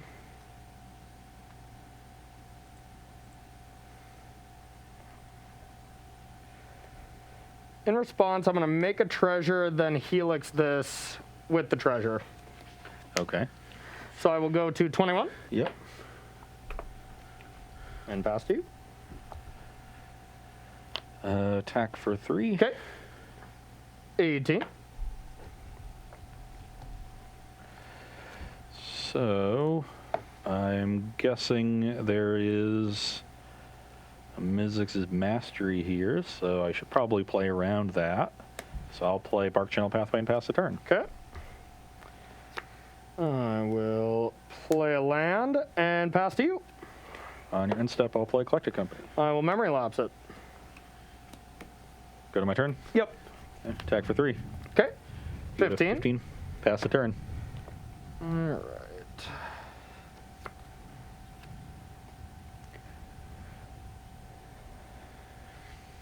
I will Mizzium Mastery on Magma Opus, because I think you're bluffing.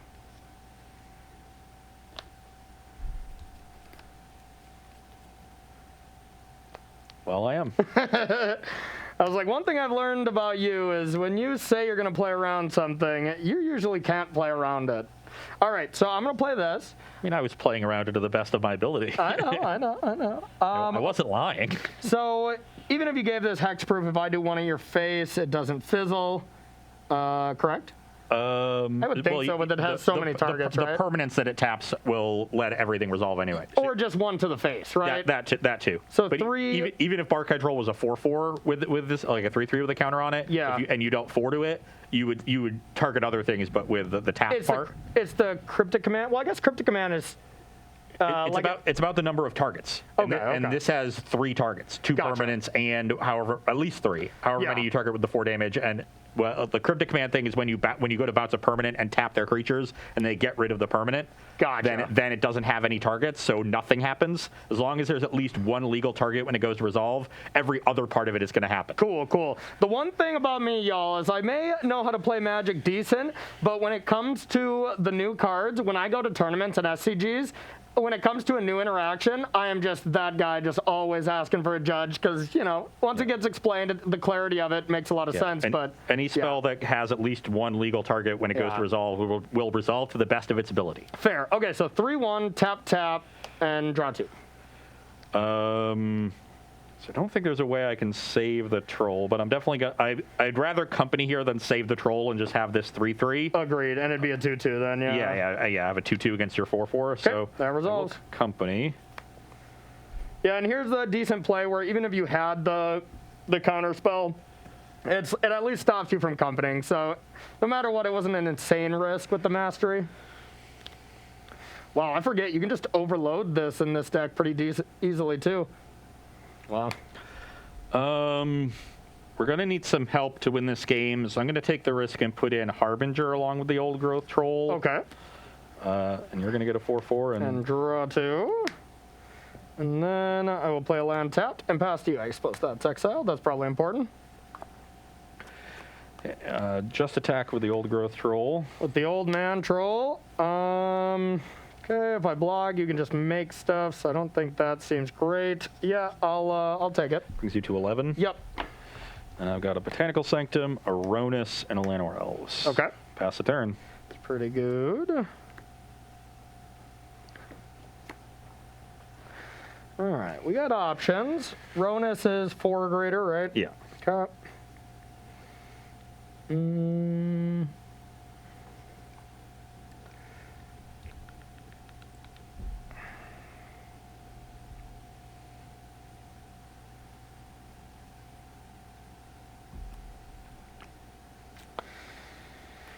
Okay, I think I'm going to start with a Teferi. A Teferi, eh? Teferi, eh? I'll draw a magical card. And then I will play this land tapped. And untap 2 lands. And yeah, I think I'm just gonna pass to you. Upkeep. Might want to do my spell now just in case. Could be looking at a nightmare scenario of just dying. So I think I am just gonna Helix here just to make sure you don't top deck a counter spell for that. And 14. Yep, just basically say you can kill Teferi if you want, but you probably can't at least kill me. Primal Might do it. Could have gotten a Steel Leaf Champion instead of the Harbinger off that company, but... Yeah, Primal Might is exactly lethal. Let's hope you didn't draw that. Is it really? 5. Yeah, that's 14. Wow.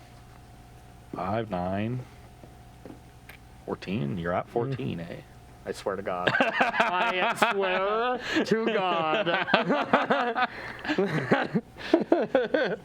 Okay, I drew a breeding pool. Oh my God. Okay. I am going to shock the breeding pool in, so I can attack with the Llanowar Elves. Okay, so you're at 18. So we're going to need to send 2 things at Teferi. Yep. And 1 at you. So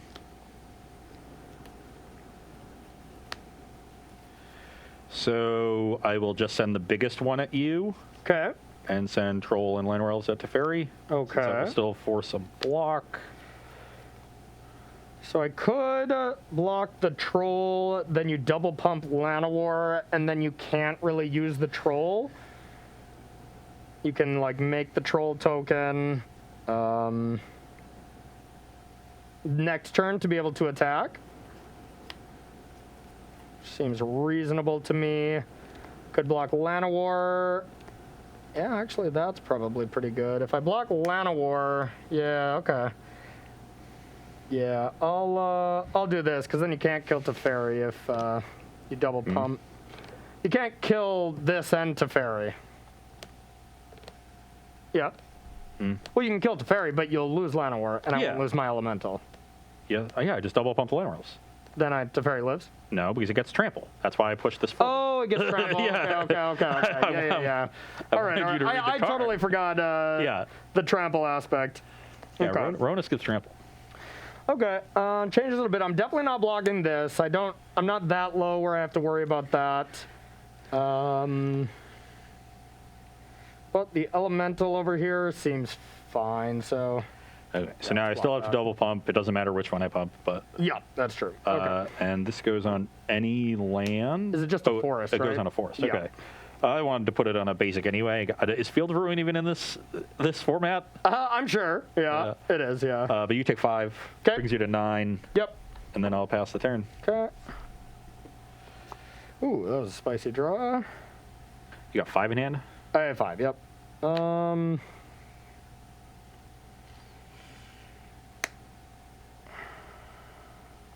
Let's go with a brainstorm.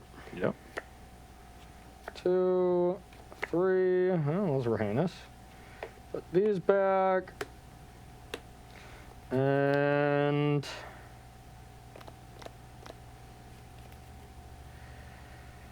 9, huh?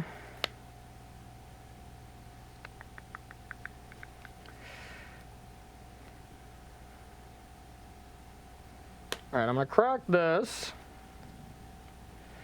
Get a land.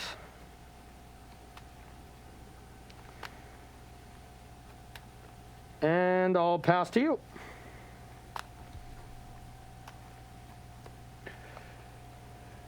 Man.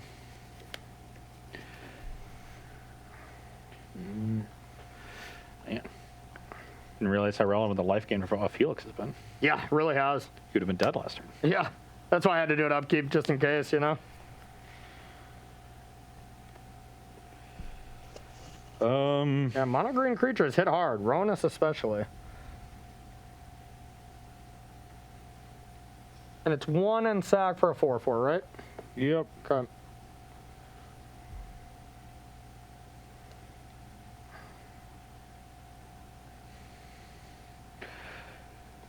Okay, let's get a 4/4. Okay. This is a 4/4. I don't think you sacked the land, I'm pretty sure, It but. says sacrifice Is it sack this the land? Oh, okay, okay. Well, then it's probably the land. Declare tax. Yep. Just Ronus. Okay, I'll take it. Down to 4. 4. Pass the turn.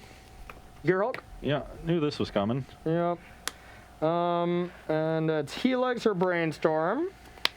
I think I'm a little bit more keen for a Helix on this Llanowar. I'll go to 7. Yep. Done? Yeah. Okay. I got a land. We're down to 3 cards in hand. Yep. I think it's safer to play this to start. So Teferi. I got a Teferi. Result. Yep. I'm going to tuck the troll. Tuck the troll in, and I better leave this back just in case, and I'll pass to you.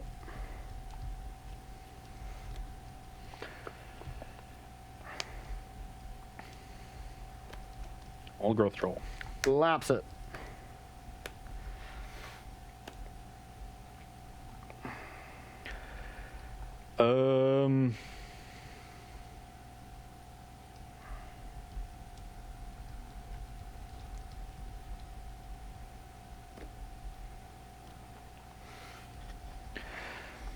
kill the Gearhulk now. Drew the Primal Might at turn too late. So close. Pass the turn. If I had another very mana, I would have considered holding the Primal Might because I get 7 all in one turn. Yep. Draw.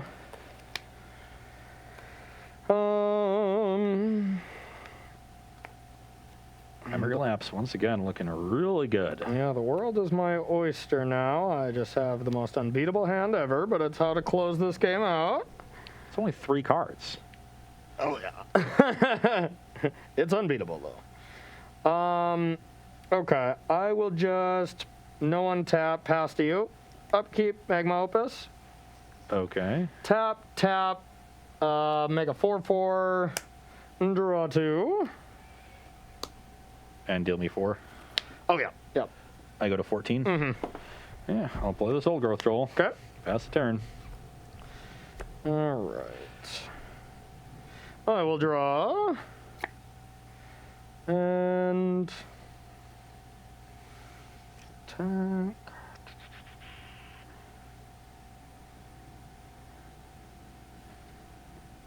I'll attack. I'll take 4, go to 10. Okay. I'll play.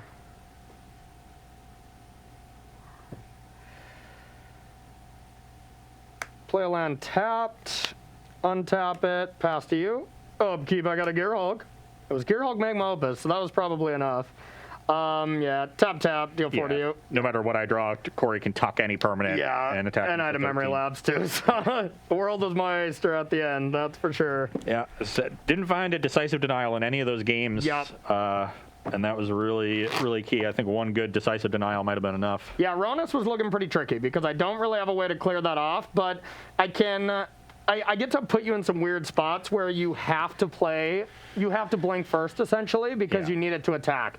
So then I can Helix, then I can Memory Labs, then I can Magma Opus or something like that, and it ends up... Even just Opus tapping it down and buying you all that time looks really good. So far, impressive stuff from the Jeskai deck. Yeah, it was impressive. But I've got some nice cards in the sideboard. Going to bring those in. In the side Brad, for real this time. Yeah. It is his deck. We're going to take a short break here, get those sideboards set up, and then come back and finish this match between Simic Aggro and Jeskai Control. Don't go anywhere. Welcome back to Versus Live, where we are sideboarding in our matchup between Simic Aggro and Jeskai Control. On my side of things, we've got a few more counter spells to bring in, cutting the Primal Mites, so that way we can be better prepared for Corey's stuff. I especially like this Miscast. Yeah, that's nice. Yeah, nice one. Card I'm shocked that doesn't see a little bit more play, you know? Yeah. I mean, Dispute's been better because most of the decks you want to counter non-creature stuff are blue decks, but not always, you know? Yeah. Countering Wrath for 1 mana is pretty sweet. And it's in decks like this, so where you're a creature deck and you're splashing for the counter spells, where Miscast gets a lot better because I'm not concerned about the blue cards. Yeah, and I was playing a little bit with the Croaky's deck that he posted, just Simic, is it Aggro, and just like 3 Spell Pierce in the board, and they were just messed up. So that's pretty nice in an aggressive shell, that's for sure. Also bringing in another copy of Scavenging Ooze to help break up some of the graveyard shenanigans on Corey's side. And a couple copies of Shifting Ceratops. This is a card that matches up pretty well against what Corey's doing. It's a great follow-up to one of his sweepers, but it doesn't die to Lightning Helix, it doesn't die to Scorching Dragonfire, it doesn't die to Glass Casket, it doesn't get Memory Lapsed, you know. That's the theme of the day, is you're playing 4-mana creatures that I can never deal with. So Shifting Ceratops should be a really good one. Like I said, we're cutting the Primal Mites. Harbinger is usually a fine card in control matchups, but in this case, it just lines up so poorly against Corey's removal. Yeah, Helix is, you can't get that card Helix. It's so bad for you. If I were playing a deck where all of my 3-drops were Helixable, you know, if then you probably keep it in. Then it's probably better than the other ones. But the fact that all of my other 3-drops are immune to Lightning Helix makes this one such a huge liability when you draw it. And then Bark Troll is just one of the weaker cards in the deck. I usually side out a couple copies. We're bringing in another 2-drop anyway. So this was just the next card in line on the chopping block. Cool. And for me, it is just 3 cards that are good against aggro and 3 cards that are absolutely heinous against aggro. So really an easy one. The only one I was considering is some Sharks, but they're relatively unplayable to maybe playable at times. So really easy sideboard from my end. Just get out Narsets, especially on the draw. On the play, they're not bad. If I can go Helix into Narset, Helix your 2-drop or Memory something. Lapse into Narset. Yeah, you know, then that's not bad. But on the draw, it's a for sure cut.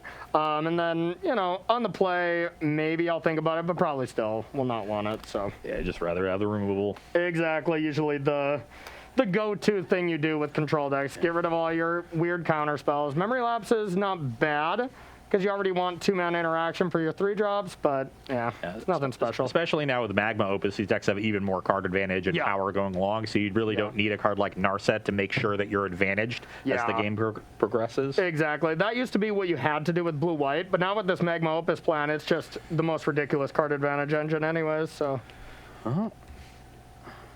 If I knew I had 3 lands on the top of my deck, I would snap keep this hand. But I don't know that, so. That's fair. Yeah, my hand has a pretty clear plan.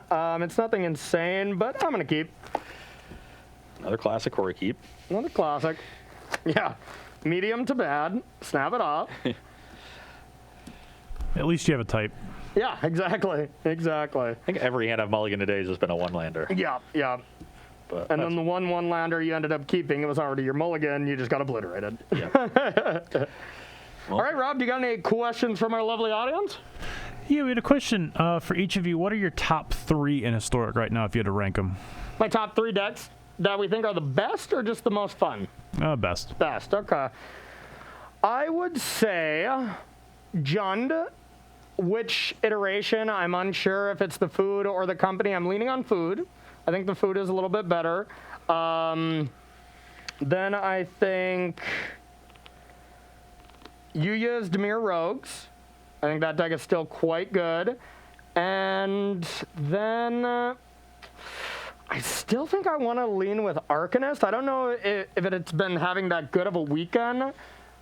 God, that's close on the third one. What do you think?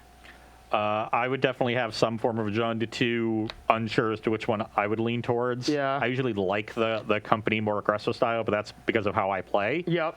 Yeah, loose and fast, yeah. I think Selesnya Company is definitely up there. That deck just keeps doing really well. Does, yeah. And I've been impressed by it. Elite Spellbinders is a really good Magic card. I think people are really starting to figure it out. You know, I won a standard challenge this last weekend, too, in the hands of a mono white deck. Yeah. I think that card is just being figured out. Yeah, it's just a powerful card. It is, And we saw it on Versus Live, too. Every time we were casting, I was like, wow, this is more impactful. Like, the ability was just more impactful than you thought it was going to be. Exactly. Yeah, I agree. So that one would be up there for me, and I agree with you on Rogues as well. Rogue's definitely up there. And I think these control decks, you know, I think they're pretty close. But yeah, Historic is still just pretty wide open. And then one other real quick. Yeah. From a Strong Sad, whoever that is. Our buddy. For Ross, how good is Abundant Harvest with Dreadhorde Arcanist, and does it make you feel special feelings? Yeah, it's really good. Remember that teamer from last week? And Jund from the week before. We've done it in 2 different decks now. Yeah, God, I forgot about that Zansaid teamer deck. I want to try that again on stream tomorrow or something. That deck is fun. Yeah, it does make me feel special. It does, yeah. Okay, how's your hand now? Thanks for noticing, Todd. My hand is not great, but it's definitely a keep. I do have a Llanowar Elves to lead on. Okay, nice. Not bad, not bad. I just have a Pelt Collector to lean on, and I'll pass to you. You mean a Fable Passage? Yeah, I don't. You didn't even play Pelt Collector. I don't know what I was thinking there. Well, I do play Pelt Collector, and I have one. Okay. And I'll play a Breeding Pool and attack for 1. Okay. Yep. 19. 19. Yeah. Pass the turn. Sack this. I was just like, are you looking through my hand somehow? Yeah. I actually have the Twitch app open here. I've been ghosting you. Okay, I got a slow roll a guy with a rank of once. Yeah. He just turns into a ruthless cheater because of it. All right, we'll get that.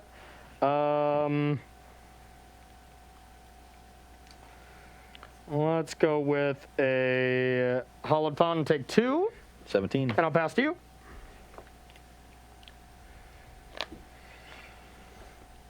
Play a Sanctum, attack 2. Okay.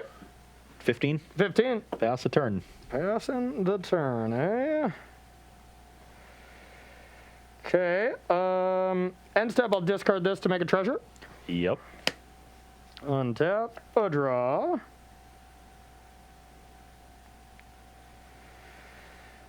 I'll play this. Pretty clear you don't have a collected company. Pretty clear I don't have a good hand. Yeah. But all right, Mastery on Magma Opus. So I'm going to let the Mastery resolve and then counter the Opus. Okay. So they're both Decisive denial? exiled. Yeah. Yep. Yep, pass to you. Definitely the way you want to do that. Little brutal there that I had to spend the treasure, but didn't really have a good turn if I didn't. Hand needed to draw a creature, and I have not done so. 13. You're 13, pass the turn. Yeah, believe it or not, though, you're probably all right because I have a pass the turn to you. Okay. 1/1 beatdown's my Yep. favorite. Okay, well, that's a creature. I'll play a Steel Leaf Champion. Okay. Get a counter on Pelt Collector and attack for 3. All right, I'm at 10. Pass the turn. All right, I'll discard this, make another treasure. Oh, boy.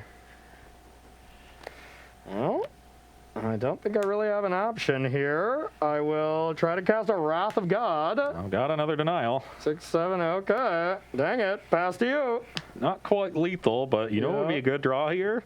Shifting Ceratops. Or Ronus, I think, would be lethal, too. Ronus would be lethal. Yeah, Collected Company would probably be lethal. yeah, yeah. That is not lethal. Okay, Attack you for 8. down to 2. Pass the turn. Wrath? Oh, I guess I can Magma Opus, too. Okay, which one do I want? Magma Opus, I can deal 4, make a 4/4, and then I technically can live, or I just Wrath to be safe. There's only 2 masteries in his list, right, Rob? I think there is only 2, yeah. It's pretty good. Not bad. Yeah, you just don't have a lot of fight spells left. I am going to Magma Opus. So you're dealing 4 here. And it doesn't matter what you're tapping, I Tapping, guess. yeah. Drawing 2 cards. Okay, I have a 3rd denial. God, I hate you so much. I hate you so very much. I had another Wrath, but I didn't have the white. Oh my God.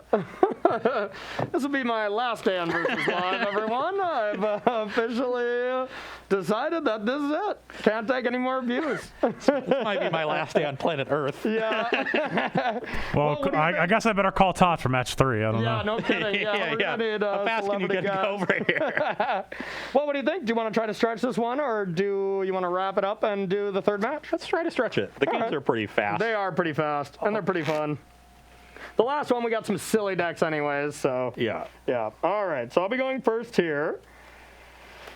Oh, slap you across the face, Ross. I was just really hoping that you were going to cast the Magma Opus so I could waste more time asking you what all your targets were. Oh, thank you. Like, yeah. Wrath of God, I would just had to, reveal it. Yeah, yeah. I'm glad that's how your day wanted to Yeah. be. You got to, talk about the 2 of them while I talked about how lucky you were. Yep, pretty much. It really pretty much. just, it lined up perfectly. Max value, really. Yeah. It's like a All bunch right. of people like going all in right in front of you when you have aces. And you're just like, Yes. And then you lose anyways. You get sucked out. yeah, Rob Rivers. Yeah, the and then flush, and and then he loses to me. I know how this works. Yeah. Well, this one is a little too loose, I think. I have to put a lot of faith in Brainstorm, and if I miss, it's a lot of trouble, but then again, if I hit.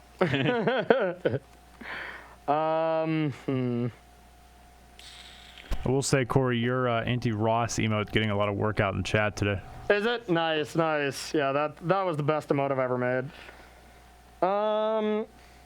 So this is basically saying if I have what I want on the top 4 cards, then my hand should be okay, but not amazing. I think I'm gonna mulligan. If I was on the draw, I think I keep this, but on the play, I think that's a little bit too Keep much that on the of a lose. draw. Yeah, probably. All right, I would have lost pretty. Well, I mean, we hit the lands. I would have drawn this. I'd brainstormed in this. My hand would have been fine. Just a little slow. I'd keep that on the draw though. Okay. Okay. We played 2 different games of Magic the Gathering.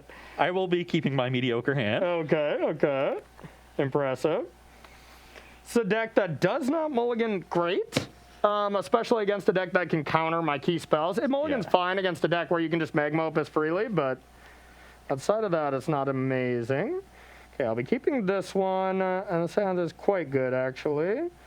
I think God, I wish you were on the draw this game. I think I can safely put this one away and play a Triumph and pass to you.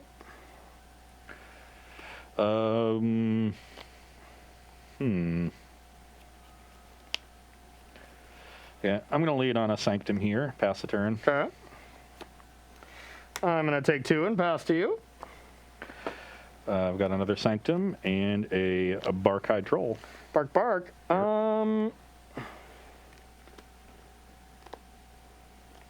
Yeah, I'll just Lightning Helix that. You're 21. 21. On tap draw. We'll play a Glacial Fortress. And pass to you.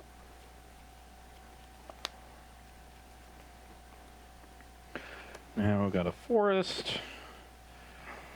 And an Old Growth Troll. I'm going to respond with a Brainstorm. Yep. It's pretty good. I think I want to put these on top. I can Fabled Passage 1 away next turn if I want to, but I kind of just want both cards, so I probably won't do that. So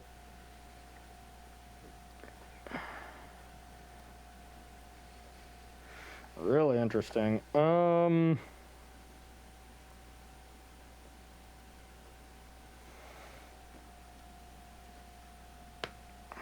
Put these 2 back. That resolves. I'll make a treasure. I'll untap. And I know what's on top. Yeah, I'm just gonna Mastery Magma Opus. You're gonna do that reaction today out of all days. How dare you. Okay, I'll draw 2. And I will pass to you. Yeah, maybe I should have actually shuffled away this land. Wasn't the best, but not the worst.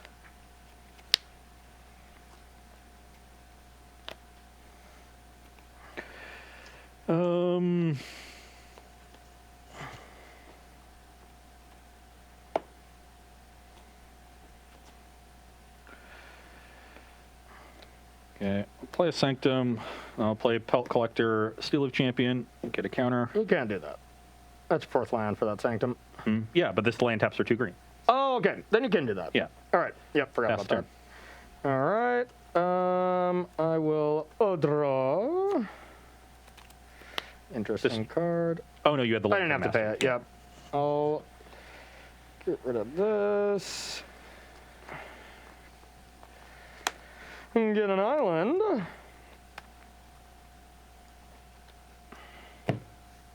I got everybody's favorite Planeswalker. T-Money. Draw a card. And I will untap 2 lands and pass to you. And we're in trouble.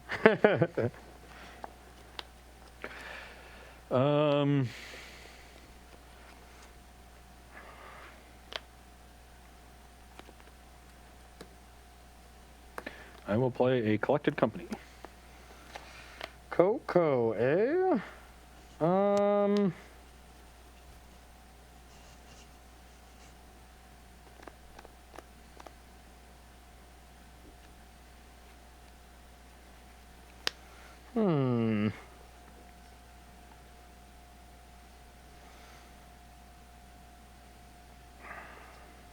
Yeah, it's fine.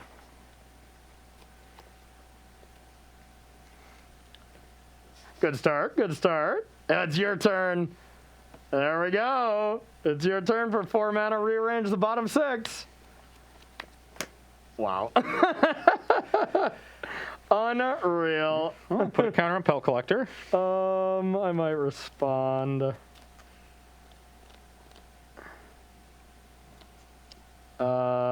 No, that's fine.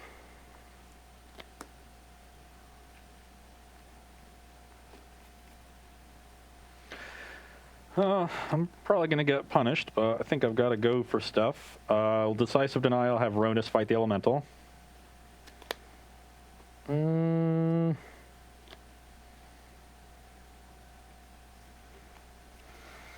Yeah, I will have to memory lapse that. Put it on top, and I could trade the champion for the Elemental.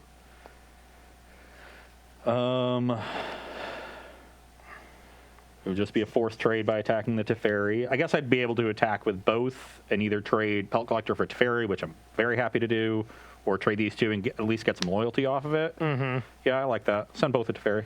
Okay, I will block that. When it dies, I get another counter. Yep. This also gets Pelt Collector out of Helix range. God, I can't believe those last two were just really good hits. Yeah, they were quite good. This takes it three, takes three, right? yeah. Yep. Okay. Yeah, now Corey can't -3 the Teferi if that was something you wanted to do. I will draw. Like I could see Wrath of God -3 on Ronus being a play that he really wanted. Yeah, that was something I had in mind. Instead, I just at least drew a good one here, so I'll brainstorm. 2, 3. Still in big trouble because Corey's at 21, has plenty of cards. Just having the early mastery every game has been a big deal. Not bad. And with Corey on the play and having the Helix, I had the denial and I could have slowed myself down a lot to hold it up, but then Corey just doesn't play into it. I would have had to, the turn I played Pelt Collector, Steel Leaf Champion, I could have just played Steel Leaf Champion or untapped land, Steel Leaf Champion, hold up denial. But it would have been very obvious, and you just are not under that much pressure. You can just slow down. Yeah, it's gonna be a close one. So I got a Wrath. Okay, well, that's pretty good. Not bad, not bad. Then I will untap 2 lands at end step and pass to you. Okay, well, I will sacrifice this forest to make a 4/4. Okay. And then I will send the Ronus at Teferi. Yep, unfortunately it's down. Play this Breeding Pool tapped and pass the turn with a denial is there. It's a counter unless you pay 3, right? Yeah, non-creature spell.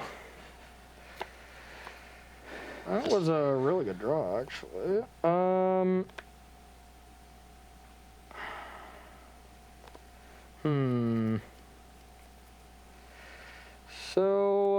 and I'm still at 21. That's not bad. I guess you have 4 cards in hand. I basically have 3, like 2 in play, 1 in hand. Mm-hmm. Okay. So your card advantage is just turned into a mana advantage at this point. Yep. Though the castle could buy you some time. Definitely could. Castle very good at chump blocking Ronus, since Ronus can't target itself. Yeah. Trample. Yeah, I think I still have to do this turn and maybe hope for you to brick, so I know that's not going to happen, but I got a Wrath. And you're 4 mana up, so... Yep, and I'll pass to you. This will be a nice turn to brick. God! I'll give it haste and attack for 10. Unreal! You are the luckiest! You're at 11. Jesus! Oh my God. Go.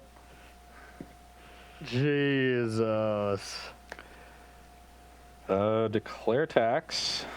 Okay. So I'm not really afraid of Torrential Gear Hulk. It doesn't block, it doesn't eat any of my things. Yeah. Yeah, attack with both.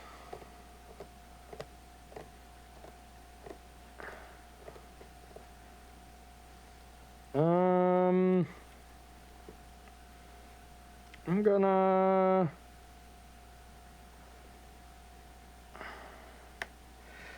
Scorching Dragonfire, Shifting Ceratops. Yeah, that resolves. Okay, I'll make a 1/1.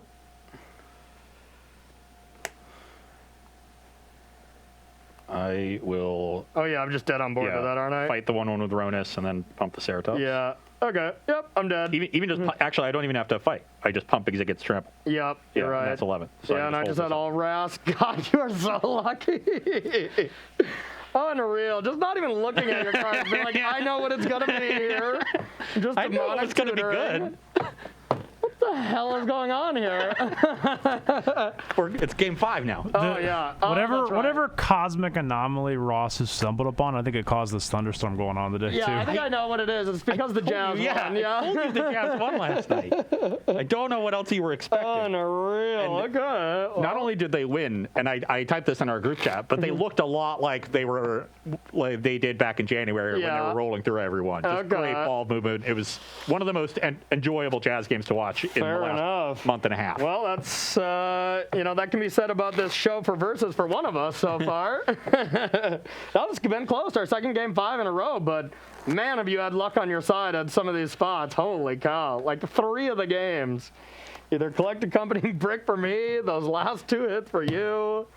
Yeah, I had real no choice. I think I had to still Wrath away that 4/4, but I definitely got punished. Who knows if you even cast Ceratops, though. You probably just pump, attack with the Troll Yeah, and just Ronus. hold up Decisive Denial. Yep, exactly. Have it back. So yeah, I think you needed to Wrath. Yep. All right, well, that was ridiculous. I'll start. I'm sure I'm going to have a heinous hand. Yep, that makes sense. Oh, man. Estea says the Jazz winning turns Versus live into Globetrotters versus Generals. Ross is out. Ross is out here bouncing company off Corey's head. But it can be equally said when they lose. You know, I feel like you just get wrecked when they lose. I will also be taking a mulligan. Fair. All right, any questions at all there, Rob? Not really. Okay. Everyone's just in amazement how Ross is so lucky. Do you hear birds chirping and angels singing? No, that's just a thunderstorm. All right, down to 6 for both of us. Is that a double rainbow? Well, this is quite awkward, but I think I have to keep. Just a question of what I want to put back. And I think I just go with the really expensive spell here for now. Let's give it a shot. Okay, let's see how my second hand looks. Probably perfect. So far, so good. Yeah, easy card to put back. Triumph, pass to you. Llanowar Elves. Okay. All right.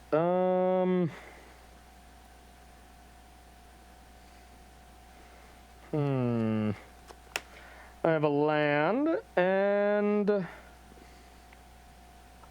let's just start by helixing this elf. I'll go to 23 and pass to you.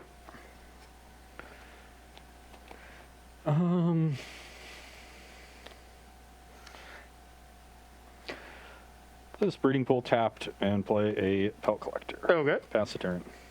A draw. No land. Nice. Pass to you. Botanical Sanctum and Steel Leaf Champion. I will memory lapse that. Okay, attack for 1. 22. Pass the turn. Land, please. Okay, thank you. Pass to you.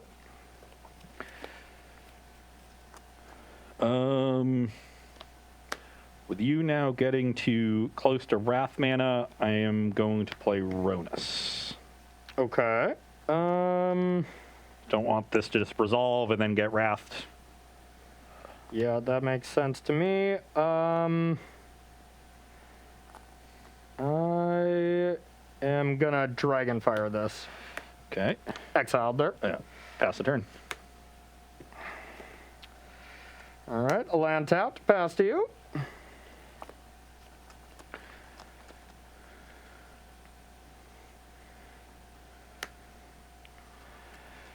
You have 3 in hand? 3 cards.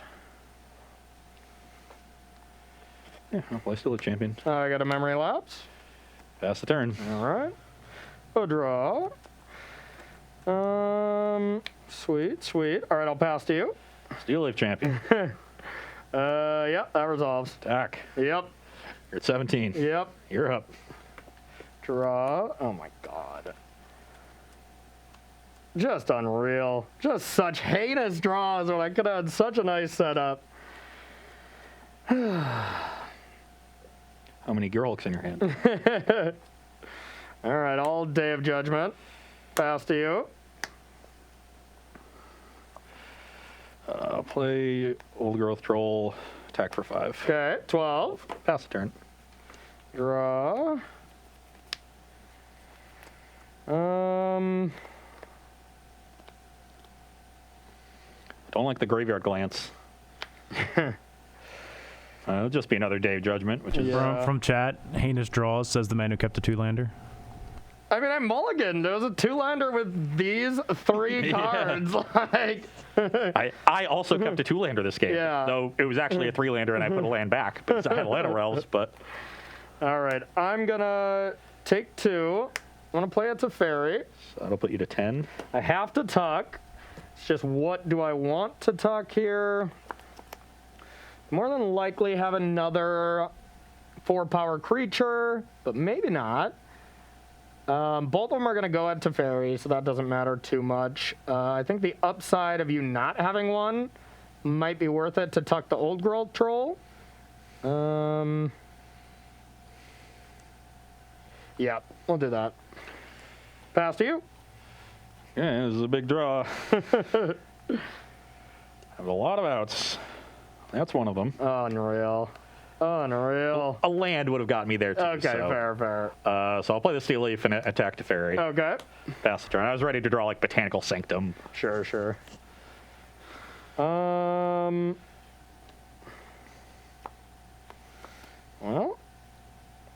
might just be in a similar boat here.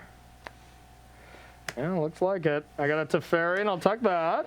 Pass to you. Old Growth is not this one, it's the next Correct. one, right? Yeah. Okay, that's the land. God. So I'll take 2, go to 18. Yep. And now I can collect a company and guarantee at least hit the 2 cards on top. Yep. I can also just extend 1 creature in case you draw Wrath or Mastery, because Scavenging Ooze can exile the 2 creatures in my graveyard and be 4 power. My issue with the Scavenging Ooze line is it leaves me 1 point short. I would have to like activate Ronus to attack for lethal. So I'm inclined to just cast the Collected Company. Okay. I also don't really want to draw the creatures on top. I want to draw a counterspell and have this game locked up. And I think also making multiple creatures is better against Magma Opus, so you can't Opus me. So that's not a thing. Yeah. I will put in the 2 creatures you know about. Okay. And if Corey Rass, I'll have the Troll to... Teferi me. Teferi. Okay. Pass turn. All right, need a big draw. Ooh. That is not a big draw. I'm just dead. Yeah, so one short on the Opus. Yeah. No, I had, after I killed your Pellet Collector, I just needed land 5 for Teferi Tuck, and I think I win that game then, but I drew second Teferi. Tilt. Unreal. Well, they were GGs. Good games, though. Yeah, we've had 2 good matches, really close ones, which is nice to see. Yeah, but yeah, we better hurry, huh? Yeah, we're in a little crunched on time, but that'll be fine. I'll win the next round really fast. Why not? All right, we're going to take a short 5-minute break and be right back with round number 3 here on Versus Live.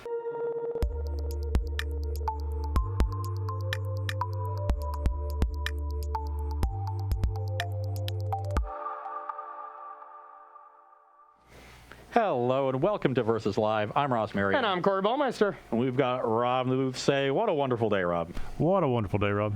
You liar. Rob will be taking all of your questions, comments, concerns, and burns for Corey in the chat. Make sure to tag at Star City Games so he can see them and send his favorites over to us. I've already been burned in 2 matches. I'm sunburned. Come on, man. I can't take any more burns. Oh, I'm going to just keep rubbing it in. We're going to be closing with 2 fringe decks in, or rogue decks, however you want to call them, in Historic. As we often do, I laid my eyes on my deck and obviously had to play it. Yes. This mono blue aggro strategy has been tried in a lot of different formats. We're seeing it leak into Historic. I think Memory Lapse is a great addition to the deck. I would even like to see more copies than this deck has. The Lofty Denial is also great. But Memory Lapse is particularly good when you have things like Curiosity and Curious Obsession, because it means that by the time they redraw the card, you have generated a huge advantage. So the really, really nice flexible counterspell there. The important thing about this list is that it is Spirit Tribal, which I really like in this shell because you get Rattle Chains as an additional piece of protection, and you get Supreme Phantom as a way to generate additional pressure. Sometimes these decks can have a hard time actually closing the game, and you draw 5 extra cards, but you flood a little bit, and you give them time to sort of run you out of counter spells. So Supreme Phantom really does help with that quite a bit. Faceless Haven notably is a spirit, so when you activate it, it'll attack for 5. Yeah. We got the snow thing going on, so you got Ascendant Spirit. I would hope you have the snow thing going on, or Faithless Haven's going to look real bad. Just altogether a very nice looking list. I liked the way it was constructed, and it's one of my favorite decks of all time. Yeah, seems like a sweet deck. Probably a deck that looks at a Mayhem Devil and is just like, nah. I'll go to the next round, but outside of that, it seems like it probably has some pretty good game. I'm going to be playing a Boros mid-range deck here. You know, we got some Bone Crusher Giant Helixes for removal, top out at Chandra, you know, some Adanto Vanguard. An interesting looking deck that you don't see many Chandra-based mid-range decks like we saw in Standard. That card was just dominant with Temur Energy, with Rakdos mid-range, and it seems like all the formats Historic, all that has kind of passed it by a speed, or the speed of the formats have kind of passed that card by. The 4-mana kill a creature just isn't what it used to be. It used to just be, if you kill their only creature, you're probably untapping with it, and then you kind of gain control. That's still what we're going to be trying to do, but now there's like Mayhem Devils that can ping it. There's a decent amount of hasters. Gruul, every creature's haste, you know. So it's lost a little bit of its luster, but if you pair it with a bunch of 2-mana removal and stuff like that, it can be quite good. Tick up, stomp, or something like that. So, yeah, it should be a cool deck. That's what you're trying to do. You're going to be on the play. Yeah, because I can't win anything. We've had some good matches, though. They've been really close. Okay. I think this hand has a pretty solid plan. It's a keeper. I'm in. Keep as well. I got a Vantage, and I'll pass to you. I have an Island, and I'll pass to you. All right. Ooh, hello. I have an Adanto Vanguard. Pass to you. I'll play a Spectral Sailor on your end step. Okay. Unbeatable Sailor. Is unbeatable. Was this the last Open you won? Was with Mono Blue, or did you win with Phoenix after that? I didn't win with Mono Blue. I lost the finals to Aaron Barich. I remember that. But that was more. Was that more recent? That was more recent than Phoenix. Yeah, that's the last top 8 I had for the SCG, losing to Aaron Barich in the top 4. I'll attack for 1. Yep, 19. Pass the turn. Okay.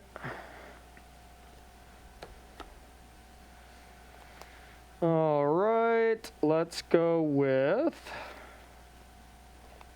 a Pathway. I'm going to attack for 3. 17. And what do I want to try to cast? If anything. Yeah,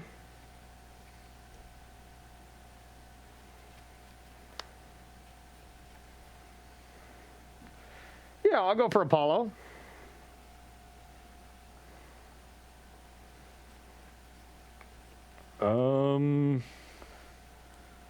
I will Lofty Denial that. Okay, pass to you.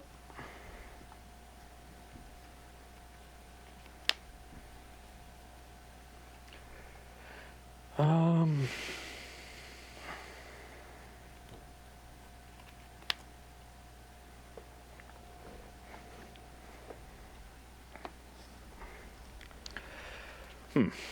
9 Curious Obsessions.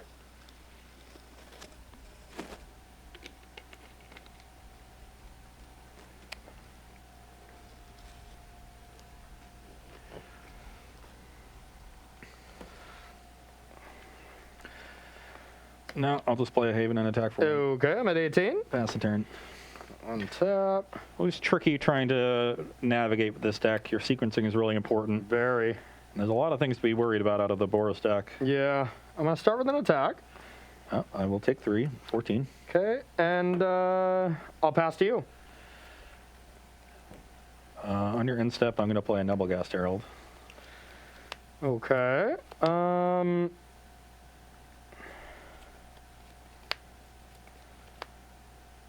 It taps anything, right? Any creature. Any creature, your okay. opponent controls. All right, that's fine, and then I'm going to Helix it. Okay, you gain 3 to 21. Yep.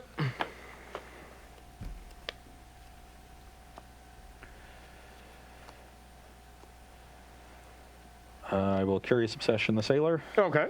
I will Curious Obsession the Sailor. Okay. I will attack you for 3. All right. 18. I'll draw 2. Yep. Oh, that's not good. You're up. Uh-oh, I needed a blue? Took a little bit of a risk. I wanted to get out of stomp range. I'll attack. Go to 11. I got a Skyclave. I wasn't going to be able to stop that one anyway. So. Okay.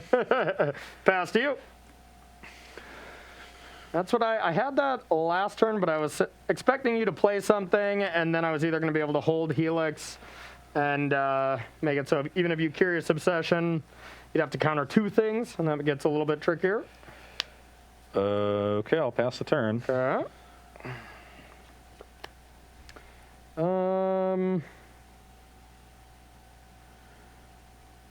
Declare attacks. Yep. Bring in the clowns. Before blocks, I'll play Rattle Chains. The chains.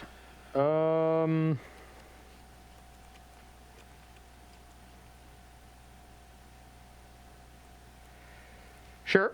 Target itself.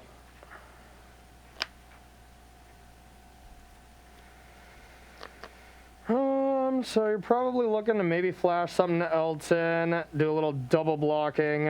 I'm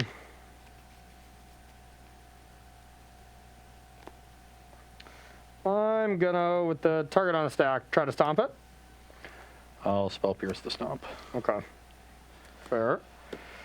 I will trade to the Apparition. Okay, take 3. I go to 8. I get a 1/1. Yep. Oh, I got pretty punished there since I did have the land. I just didn't think Spell Pierce was in the main deck, so I got good. Pass to you.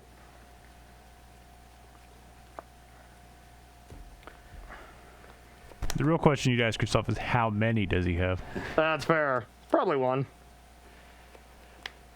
Okay, pass the turn. 1, 2. Oh, draw. Declare attacks. Yep. Attack. Block. I'll pay. Brings you to 14. 14, yep. Damage.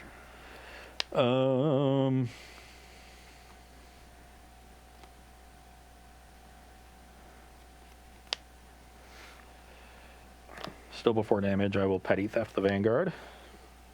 It's quite petty of you.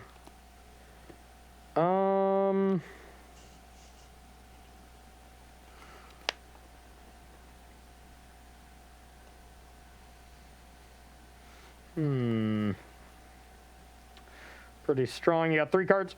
3 cards. All right. Second main. Importantly, doing that allowed me to threaten a Chandra. So if Corey just taps out for that, I have 5 power. Makes sense. I'll replay it. That's fine. Past you. On your end step, I'll play a Spectral Sailor. The Sailor, eh?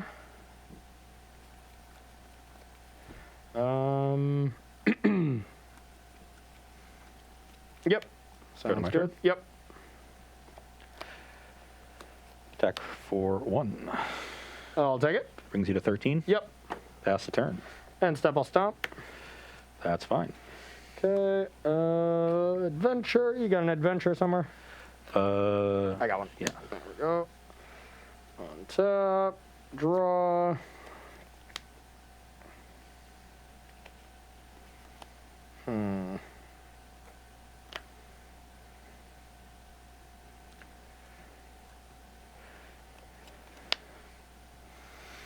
Didn't want to draw a card, so you either want to play Brazen Borrower, do some other tricky stuff.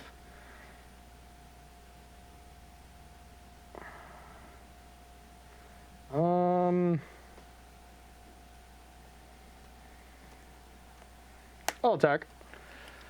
I'll block. I'll pay for it. Brings you to 9. Yep. I'll Petty Theft to the Doctor Vanguard. God. Yeah, that's pretty annoying. Tilt. A unique way of generating pressure. Yeah. That is unique. All right.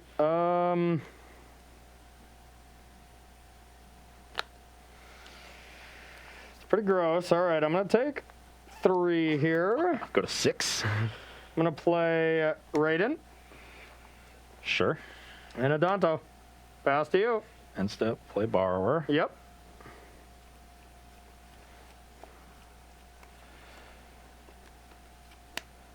Tapped.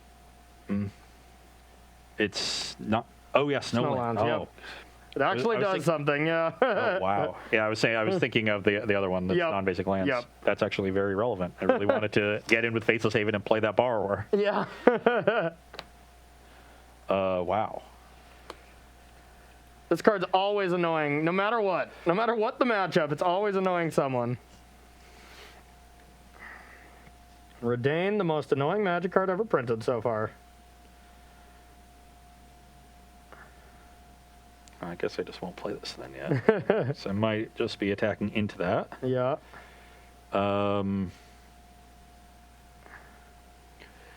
You're at 6. I'm at 8. You have 2 in hand? 2 in hand, yep.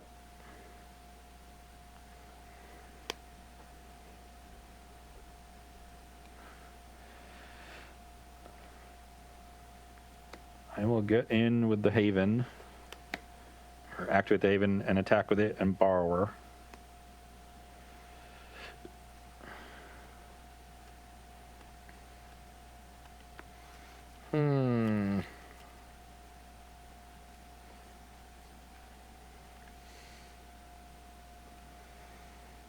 Yeah, God, close.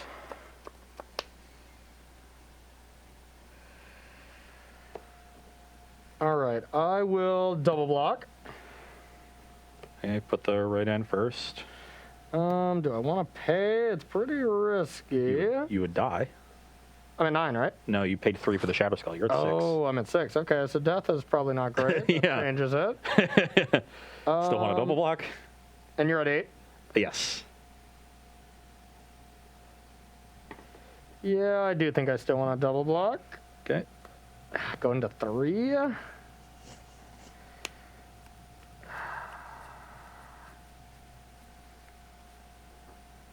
Maybe not. Put that back there.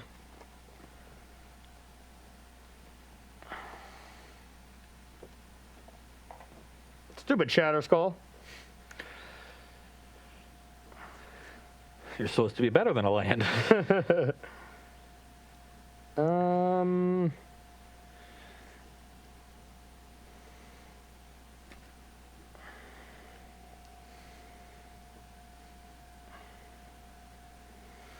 gonna just chump. Okay, so that has you taking 3, going to 3. Yep. And then I will play this island tapped, and I'll pass the turn. All right. We'll see what you got. The Bringer of Glory. Resolves. Beginning of combat. I'll attack and exert on this. I go to 2. Yep. And I'll pass to you.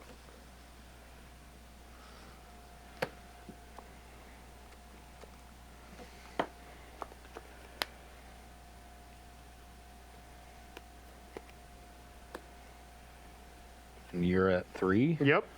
Curiosity the Illusion. Okay. Activate Haven. Attack with Haven and the Illusion. Okay. Force block. Take 1, go to 2. And that's just 1, right? Yep. Okay. Draw a card. Play a Snow Island now that the Raydan is gone. Yeah. And pass the turn.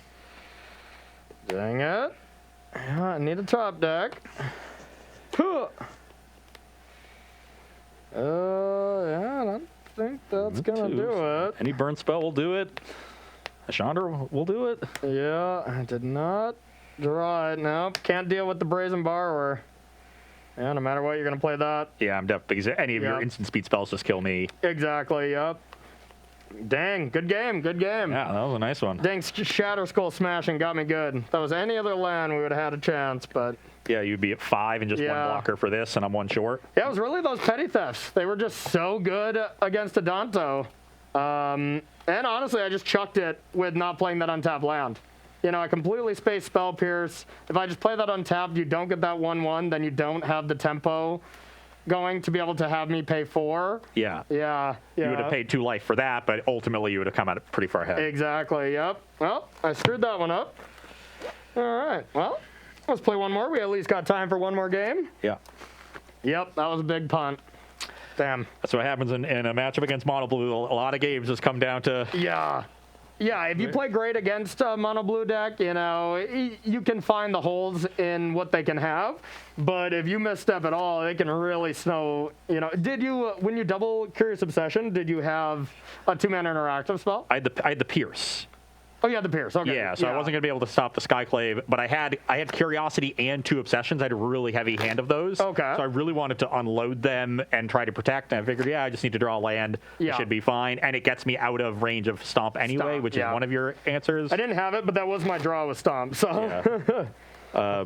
And then the other Curiosity just sat in my hand until that very last turn. Yeah. There's no real window. I could have just gone for it really quickly because I just had it all in my opening hand. Yep. But I had the Lofty Denial, and I didn't want to fall behind your aggression when you had the Vanguard on the play. Sure. So I played it a little slow, and No, you played well.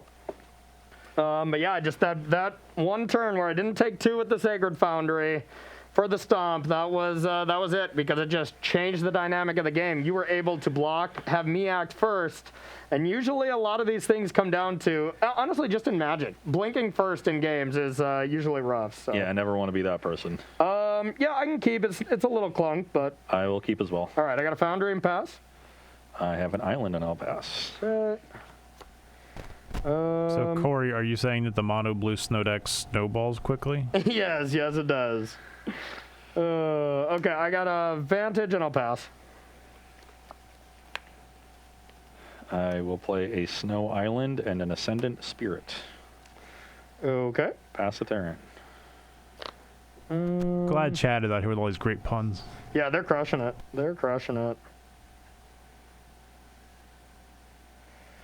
Well, I have a feeling this isn't gonna work, but I think it's better to do it now because this Ascendant Spirit can just get out of range later.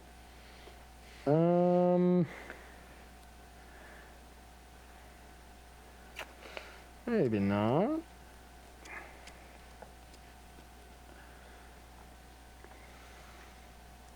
All right, I'll try to stomp.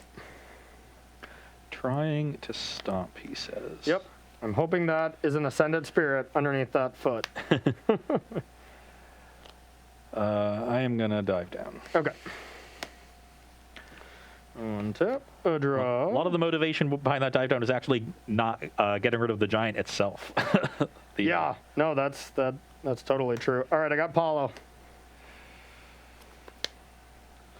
That's really good. See what you're cooking It with. was going to be good regardless, but Yeah. not much I can do about it. Okay, well, it's a lot of good cards. So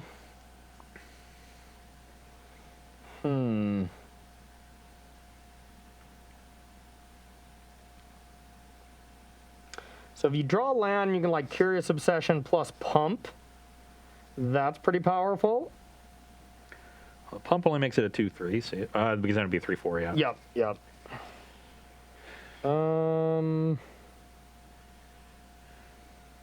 Otherwise, Rattle Change is a little annoying as well.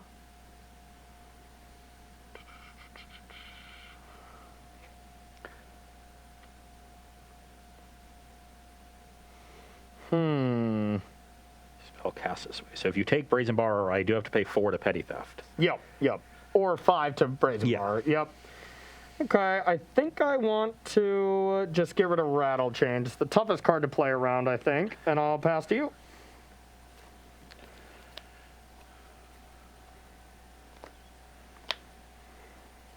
I will attack for 1.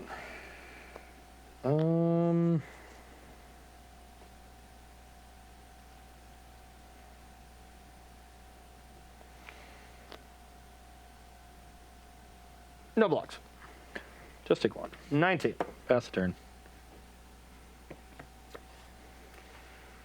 Well, I think I just have to take this opportunity to try for it. I'll take 2 and play Chandra. That resolves. All right. I'm gonna tick up and play a Flame Scroll Celebrant. Might want to activate the Ascendant Spirit in response. Unfortunately, even if I draw a land, I'm not enough to attack Chandra, even if you attack with the Spellbinder. Yep. What is the best I can realistically hope to do here? Not gonna lie, I didn't know this had a backup. Yeah, it's like a silence. Oh, okay. So it doesn't. I mean, against like Emergent Ultimatum, it's pretty good. Oh, yeah, that's nice. Oh, yeah. That is really nice. Mizzix's Mastery, same thing. That's pretty spicy. Torrential Gearhulk even. Yeah.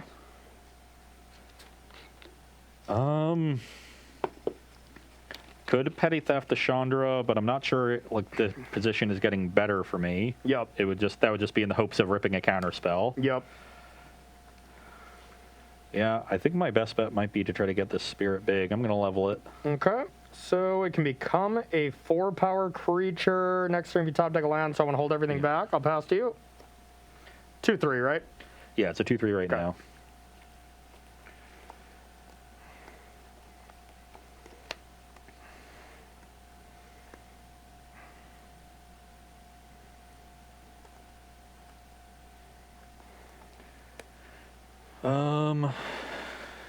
Interesting draw.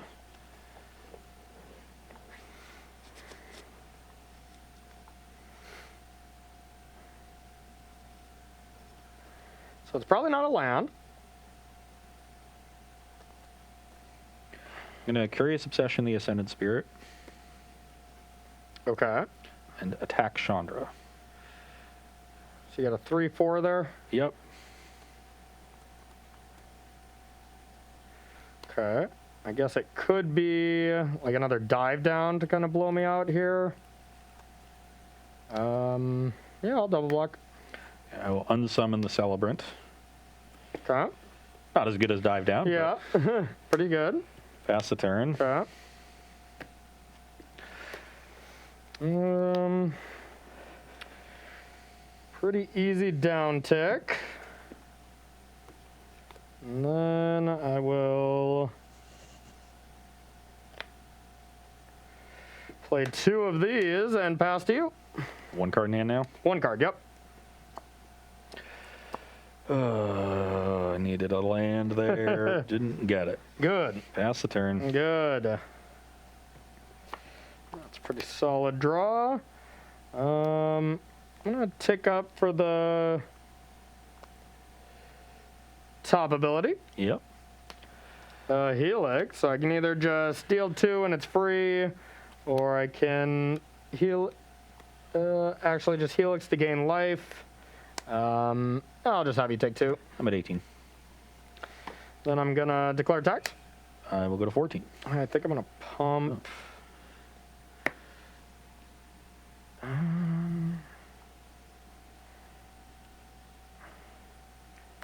Go to 12. Pump once.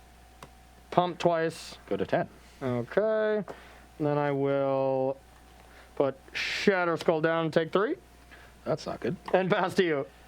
You're at 16 and I'm at 10. Yep.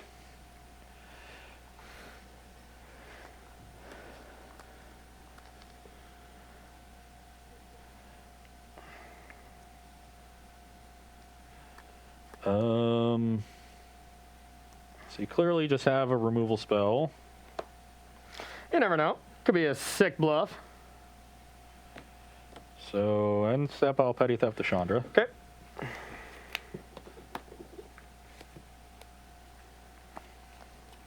There's a land, but it's a little late. Right on time.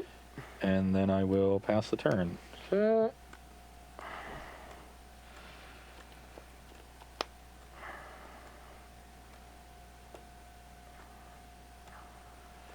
I get stomped. Yeah.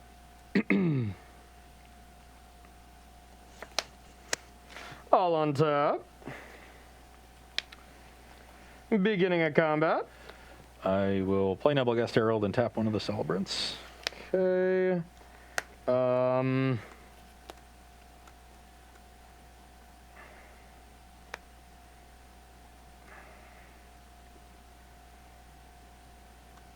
Then I'll stomp that. Attack for 2. Go to 8. Yep. And play Chandra. Tick up. There's no way I can catch up. Yep. All right. GG. GG. Whoever ends on a win wins the show, right?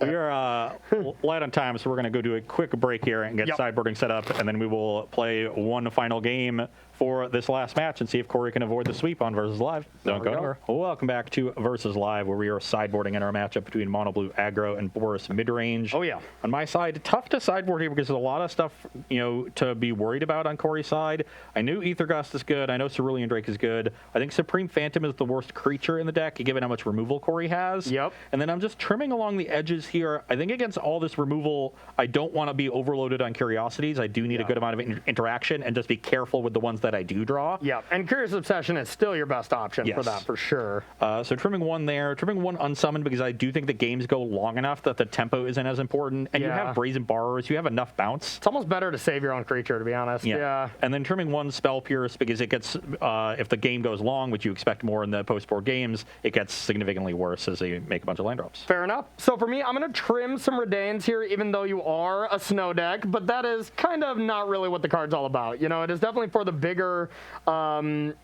spell decks to make them more expensive. Then I'm trimming 2 Flame Scroll Celebrant, even though we saw it be pretty decent there.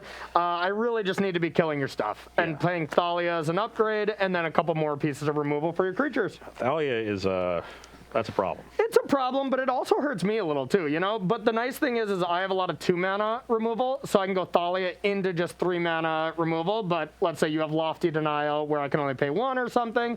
It adds a little awkwardness for me as well, but for the most part, it's going to be pretty good. Yeah. All right, so we got a fast and loose game. It's crazy. We've been pretty close on games, but I can still get swept here. So, and on the draw against the Mono Blue deck, against the luckiest mage in the land. So this is... My draw is not great here, but it's a keep. Okay. Yeah, mine's a keep. Island go. Okay. I have Advantage go. I will play an island and pass the turn. On your upkeep, I'm going to play Rattle Chains and give it hexproof. Okay, that's pretty spicy.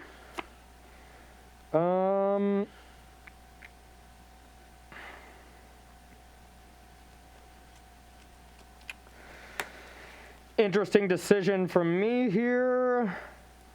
Do I want to get aggressive? Try to do something during your turn?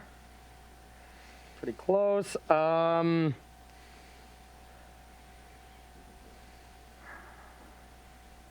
think I will pass to you. Draw? Yep. Haven, attack for 2.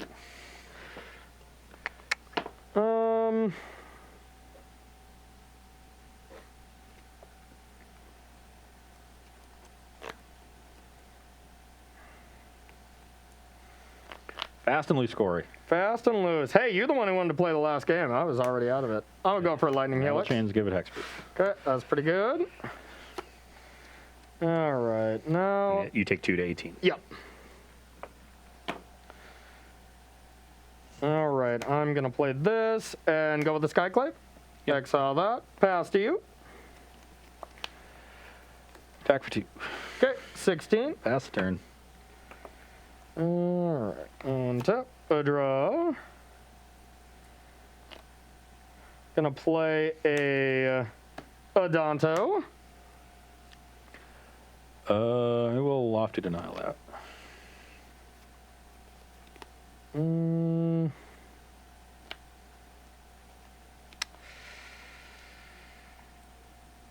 All right, and I'll attack. I'll take 2 to 18. And I'll go for another Adanto. That's fine. I'll pass to you.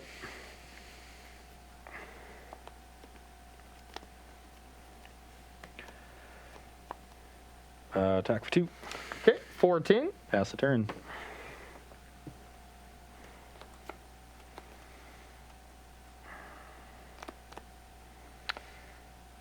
Land, and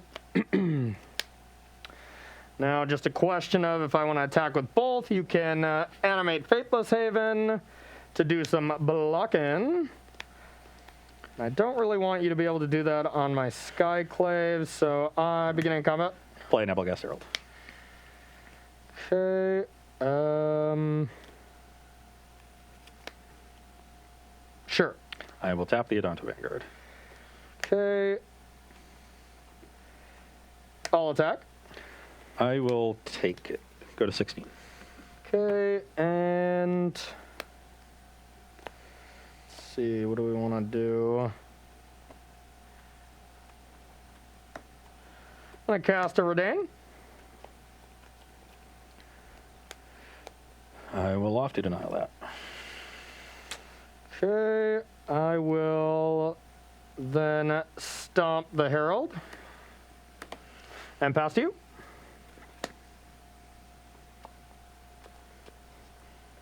Never had an opportunity where I could have stomped your only flyer, because then I still couldn't have paid one. Activate Haven and get in for 6. Okay, Brings down you to to 8. 8. And pass the turn. 2 cards. Yep. Got a castle. And I'm going to go with beginning of combat. Attack for 5. I'll go to 11. I'm going to go for a Bone Crusher. That's fine. And pass to you.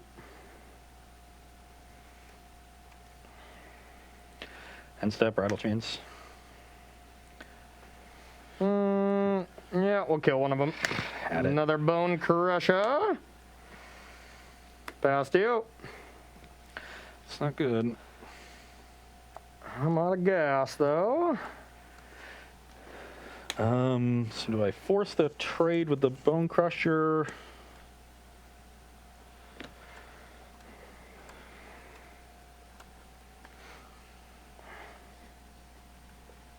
Yeah, I think I do. Activate, attack. Yep, I'll block. You go to 6. Yep. I'll play an island and pass. 1, 2.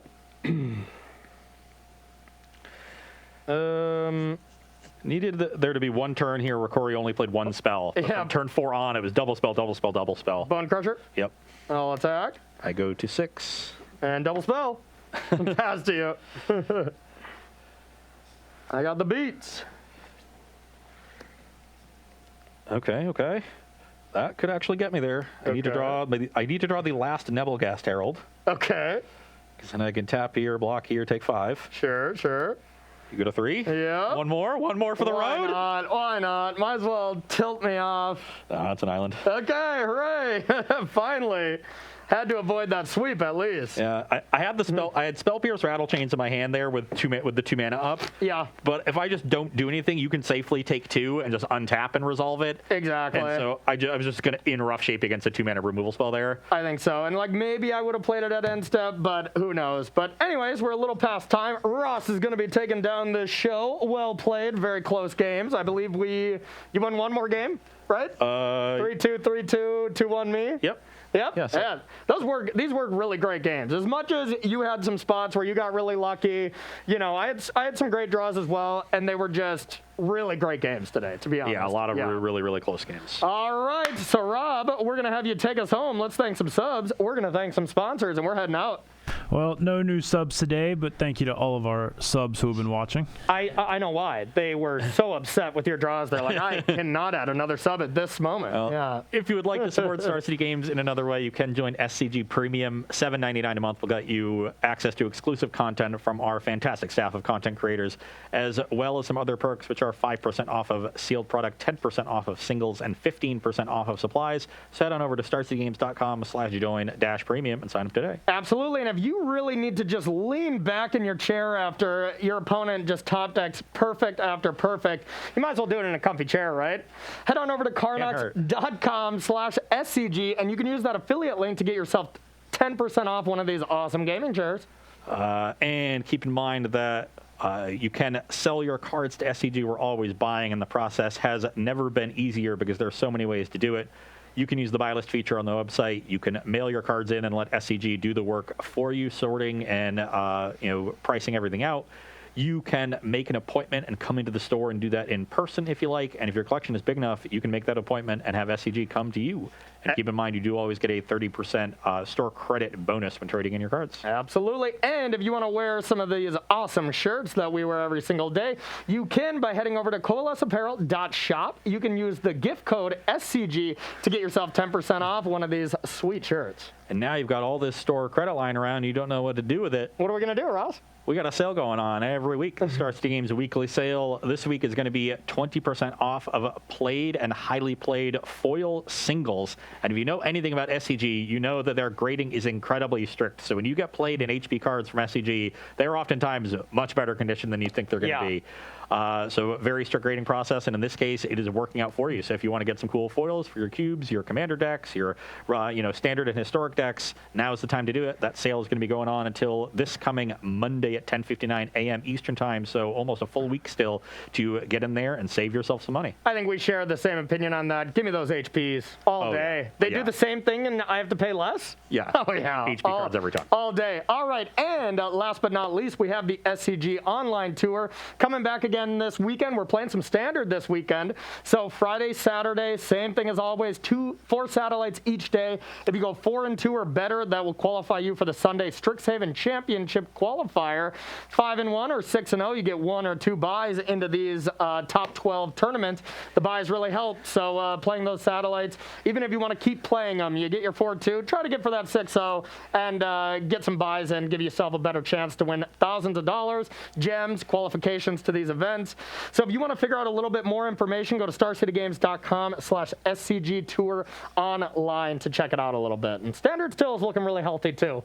I might still play some Sultai Ultimatum. I still love that deck. I like the Is It Dragons decks. Yeah, they've been doing good? They're around the fringes right now, but I think they're underrated. I think that deck is good if you understand what it's doing. Yeah. I actually wrote my article about it this week. Okay, cool. Well, I'm sure we will learn absolutely everything from that article. All right, everyone, I want to thank you so much for hanging out. We had a blast being back, so thanks for being patient with us being gone Thursday. We will be back this Thursday. Not really sure what we're doing yet, but it's going to be some more ridiculous top decks from Ross Merriam, some more tilting for me, the usual stuff you expect. As long as we get that, everything else is just window dressing. Yeah, that's all that really matters. So thanks again, everybody. For Rob, for Ross Merriam, I'm Corey Baumeister. We'll see you Thursday.